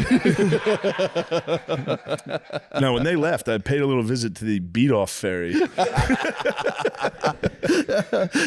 No, it was such a disastrous day. Dude. I was in LA for, I think, the Super Bowl commercial Yeah. last year, and I brought my Xbox. Nice. I had fucking Bannerlord fired up. I get to LA, I'm like, finally, some peace. Start playing Bannerlord. There's a ring at the fucking, my hotel phone rang, and they're like, we have some people to see you. I was like, oh shit, I forgot about this. Oh no. And then I had to try on literally like fucking Harry Styles outfits, like fucking like bell bottoms. Yes. Like now, can you do a backflip? Dude, I look like Can you do a a backflip fucking off moron. the bed? I look like a moron. Hire your sisters and mom to be your stylist. They are. This is That's it. good. This is This is what they bought me in 5th grade, and I'm still doing it. This is it. Yeah, no, Brittany got a stylist, and same thing. I was like, have her get me some pants, and it was a battle. I was did like, get some dungarees out of it. yeah, you do learn I kept about some dungarees. I've learned about a couple They're nice, just regular comfortable jeans. things. Yeah, I'm but too no, fat to be wearing cool clothes. no, dude. That's- Well, they take it personally when you're like, dude, I hear Yeah. you, and that's nice, but like, and because you have to explain to like, that's kind of for pussies. And they're like, what are you talking about? This is like what I've studied, and you're gonna look great. And you're like, yeah, but like, and they kind of come at you like, oh, what? I guess you're just like not confident. Like no one's gonna tease you. I was like, first of all, yes, they First will. off, you wouldn't guess how many people will tease me. It's a number you can't imagine. Millions. And it's like, dude, Brittany's like, she'll get on my ass about it all the time. She's like, just because your brother's called you gay when you're in 6th grade doesn't mean you have to dress a certain way forever. I was like, Yes, yes, it does. it does. Yes, it does. That was good that they did that. That's a natural. Yeah, That's biological. for sure. You should have that. Oh yeah, dude. No, it gets because then it gets weird. Because also, like I've noticed, high black fashion. First time in my life, I'm going. You guys are good with that. You guys can have that. The fucking yeah. black guys have found out about Jinkos now. It peaked in 04. Yeah. Black fashion, dude. G Unit was probably around Yes. then. I would say FUBU jerseys, G Unit tank Diplomats top, and G Unit, the best. they had it. Then it was That skinny the peak. jeans. Now it's just been. It was skinny jeans. Now they're and just white recycling guys- old white guy shit. Yeah, Yeah. They're like, now we're goths. Now we're vampires. I know. You go, it's Yeah, coming. what's going on in the black high fashion world? Because I feel like you guys have lost your way. If I'm being honest, as brothers, and that we have, Yeah. before Shane race transes, race transes. into I'm gonna race Jinkos. trades. I'm coming back jacked and in Jinkos. I'm coming back as Jaleel, yeah. holding a handbag. I think the Jordans are too expensive. You can't, Come on, like, you man, get a that pair of fucking shoes and Jinko you're shit's so expensive. I don't want to hear that. What You is- telling me black fashion has hit a thing where they're finding budgets? Good luck with that, dude. That's not the case at all. Yeah, we're talking NBA. We're talking NBA pregame. We're talking Yeah. the walkout. Yeah, man. Those outfits are fucking They're kind terrible. of sus. Sometimes they're sus. Sus as fuck. Crazy Dude. They were like sus. vests with no Or undershirts. a purse, They'll rock a purse. with probably nothing in it. It's Yeah, it's right, gone dude. too far. Like that does make it worse though. At least put something in your purse. Did you see Cameron's bag? When Cameron paid Adrian Bronner, he had a bunch of cash. That's what we're missing on the podcast. We need a designer bag with $100,000 in it. All right, I'll get it. And we'll have a guest on every week, and it's every week. Yeah, exactly. That'd be nice. get it. And then every week, I'll go, yo, Nick Bryant. yo, bro, hey, you just 5 minutes into every podcast, like you got to That's roll, enough. dog. You got to roll, dog. I'm gonna pay you for your time. We gotta get Cam on here. That would be sick. He hit someone with the best paws I've ever seen. Really? I think the guy was talking about it was an athlete, and unfortunately the guy goes, "Yo, like my fucking head game's crazy," and I don't know what he was trying to say. Cameron just goes, "Okay, hold on, big pause." Like, He got Le'Veon Bell with some good ones. He's like, and I just went to Kansas City and they just knew how to like use me. And he was like, hey, yo, I was gonna let the last couple slide, but pause. Wonderful. I really love the attention to detail of just like sussing out anything that could be perceived as gay. And just stopping a serious interview and be like, well, hey, just so you know, what you said sounds like you're having sex with guys, but otherwise go on. It's like, I got rogies with one that I just couldn't contain. Really? I was doing the podcast with him, and he was showing the highlight of Michael Chandler kicking Tony Ferguson in the face. He was like, look at that. Just a ball of muscle just exploding in your face. I couldn't even. I was like, pause. It was like a guttural pause. Andrew Santino got one out of me. I think it was last year. I was on his podcast. He was talking about the stretch lab, and I'm like, I heard of that place. You go to a place where all they do is they stretch you. Yeah. And I was like, so we're talking about it. He goes, this guy's just been stretching me to my limits. And I was like, bro, I'm sorry. That's the worst I'm pause on your I've ever show, heard. but I was like, dude, I don't want to be disrespectful, but obviously, pause. That's crazy. Being like, Yeah. Because he had a couple that I was like, I don't want to be rude. And then it was like, when he just stretches you to your limits. And I was like, all right, dude, Getting I just, stretched out by a dude. just for the record, I just have to throw a quick pause in because this is kind of nuts. I thought he was doing it on purpose to get it. Yeah. Which maybe he was. I don't know. But yeah, it was very funny just to be like stretching me to my limits. I was like, The people that talk to you about their health, they'll hit you with 10 pauses in one. yeah. It's like, it's that. Yeah, it's like true. I've just been stretching in the morning. I get stretched out, and then then I run until my body can't take it, and it's just like I get so thirsty. And then I drink water; it goes right down my throat. It's like, dude, stop telling me about your gay fucking workouts. And right now, I told you, I'm heavyweights now. I'm worried about you. Why? That's how you get really fucked up. No. It's like I go 6 rep max, so I don't go like as heavy as possible, but I do. What where do I you, can you're not only doing do- like deadlifts, are you? Oh yeah, Heavy deadlifts? I did 205 yesterday. All right. That's not bad. Stop. That's what I'm keeping it there. I'm keeping it at a 6 rep. Yeah. Whatever I can do 6 of, I leave it there. Dude, you feel so awesome after that. Yeah. I leave. And I was doing like circuit training, and I like it, like going high Not cardio. lifting. Huh? Fucking rules. Lifting's the best, Yeah. dude. I mean, I still was lifting, but I was doing it like fast and like there's a lot of cardio. Now I'm doing like lift something heavy, chill, text, go on Twitter, Yeah. chill. Get hurt. Yeah. Get hurt by Twitter. Go, I'll show them with my next rep. Thanks, fellas. Whoever sent me that. Yeah, Twitter, I can't even read it because it's like I get tagged in so many like 97 person things Yeah, that like yeah. there's no direct. I just read and Yeah, I just, don't get a lot of insults on Twitter. yeah, no, I just get Yeah. propagandized heavily on Twitter. Yeah. I do some research and it's goddamn, Twitter's fucking wild, man. It's a really negative space. You go on there. It's all negative. It would be good. I wish I could like fully get into that though and be like, fuck yes. I watched a video today of I don't remember the guy's name. He's a Republican explaining like the shutdown. He goes, guys, I'm gonna be honest with you. I'm not gonna sugarcoat it. Here's what's going on, and just fully was like, it's all the Democrats' fault. And I was in my kitchen laughing, being like, dude, I wish I could just be in here and be like, motherfuckers. Fucking Democrats. What the fuck? They gave you a fair bill and you guys responded with $1 trillion to fucking illegal immigrants, you motherfuckers. I mean, how else are they going to get their votes, brother? Come on, man. If what the guy was saying is true, it is damning because he's like, we've tried everything. Because they're about to run out of the SNAP benefits, I bro. heard about that. It's not good. It's not good. It's not good, dude. I've seen people putting out the fatwas on Walmarts, and dude, Walmart's about to be fucking lit. Walmart's for gonna be Thanksgiving. battlefield. So it's so funny to be on TikTok being like, I'm about to fuck Walmart up. It's like, don't go on TikTok and say that, you fucking dumbass. They have you on camera. I'm gonna do what I have to do and fuck Walmart up. Lemiz, you should get into a Walmart. Just rummage. Right now. Well, wait till everyone else is doing it, Yeah. and then get in there. No, I tried to do that when everyone was protesting in the pandemic, but none of my friends wanted to go. You wanted to loot a little. Just a little bit. Loot the mart, dude. The mart is ripe for a looting right now. I hear a lot of Punk ass people. Nate just shook his head. I don't like you thinking about looting. True. You're going to get pinched, Lemaire. True. You have the vest still? You used to work there. You could do man on the inside. True. You did loot before it was cool. That's When'd you loot? You got a good looting in? You guys should have looted a GameStop. What were you doing? Yeah. Well, he's. You guys were allowed to I was loot. working at one. He's got company ties. Of course, but Inside man. the second everyone was like, nah, it's cool. You guys can loot for like a couple months. I would have hit the GameStop. I wasn't allowed to loot. You could have looted. Nah, the honks weren't allowed. Y'all were looting with us a little bit. There were some honks. A little. Yeah, a little bit. A little is fair. Thank you for saying a little. Real small amount. There was just as many defending the targets in Walmarts.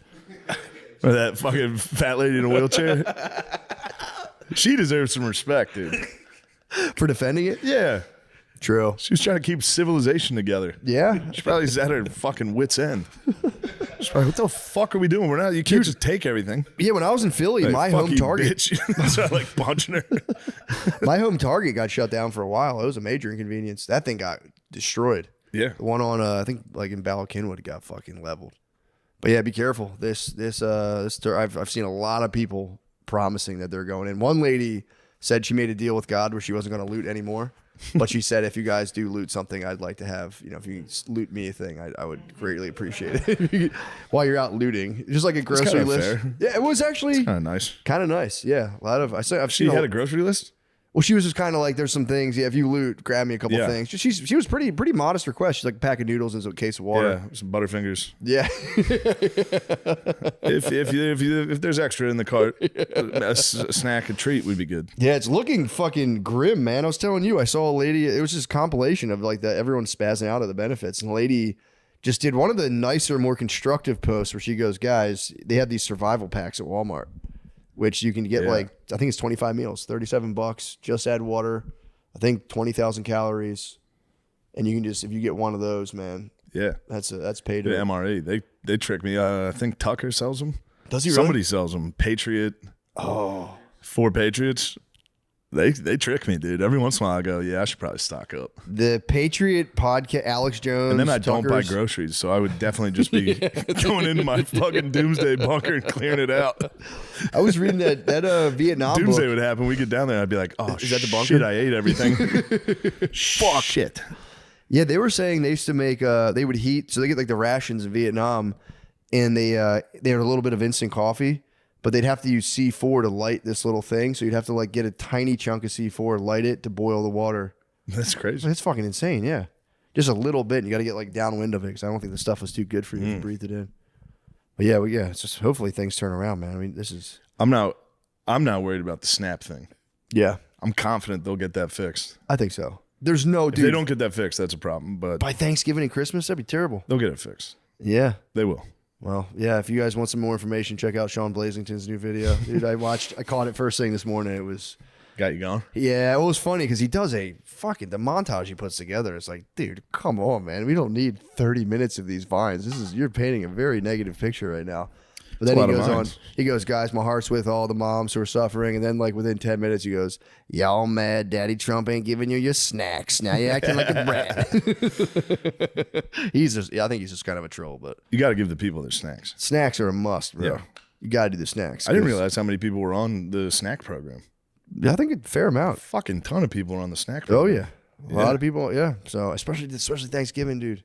You need your snacks. You need your snacks. Thanksgiving and Christmas, snackless Thanksgiving and Christmas. Because dude, the one lady was like, for Thanksgiving, grab one of these ration kits, and I was like, Ooh, that's a tough Thanksgiving. took me back to when I was in Philly one time. There was he was this old white guy, and he was like just a kind of a drunk. And I was in this grocery store in West Philly. It was kind of like a depressing market, and I remember he put a can of. It was like close. It was like I think it was like the day before Thanksgiving. He put a can of Spam on the thing, and I was like, "Fuck, this guy's definitely eating Spam by himself on Thanksgiving." And the lady was like, "Hold on a second, I gotta do my register." And he just goes, "Patience is my strong suit, man." I'll never forget it. He's having a good I was time. like, "What a great guy!" Yeah, Yeah. Just about to hit the Hawaiian Thanksgiving. They love Spam in Hawaii, bro. They do. Oh, like it's. I Can't get with don't. Yeah, I don't think I've ever really even. I don't remember having it. I've tasted it once. Is it just the inside of a hot dog? Kind of, yeah. Yeah, kind of. Yeah, It's like if you made tofu out of like a pig's eyeballs. yeah. It's kind of what it reminds me of It's personally. witches got a hold of some pigs that I have a newt. Yeah, we did it. We did. Anything else you want to talk about? No, dude, that's it. Hopefully Yeah. next week we'll dredge I'll be the back. I'll be internet. back from this illness. I'll be Yeah, back. dude. Thank you for that. Stinks, man. Yeah, it sucks being sick. Especially talking when you're sick fucking blows. I'll be all right, man. Thank What do you. you got to do this weekend? Nothing. Can you recuperate? I can recuperate. That's good. I'm off this weekend. I got to go to Philly on Monday. I kind of got a shitty week next week. Do you really? I got to go to Philly, and then I got to go to LA next week. Fuck. Yeah. That's gonna be tough. And then San Francisco and Sacramento. Ooh, nice. Sacktown. Yeah. Sacktown's sweet. Sacktown is sweet. Sacktown's Hopefully crazy. the Diaz boys show up. Well, nice. All right. Bye.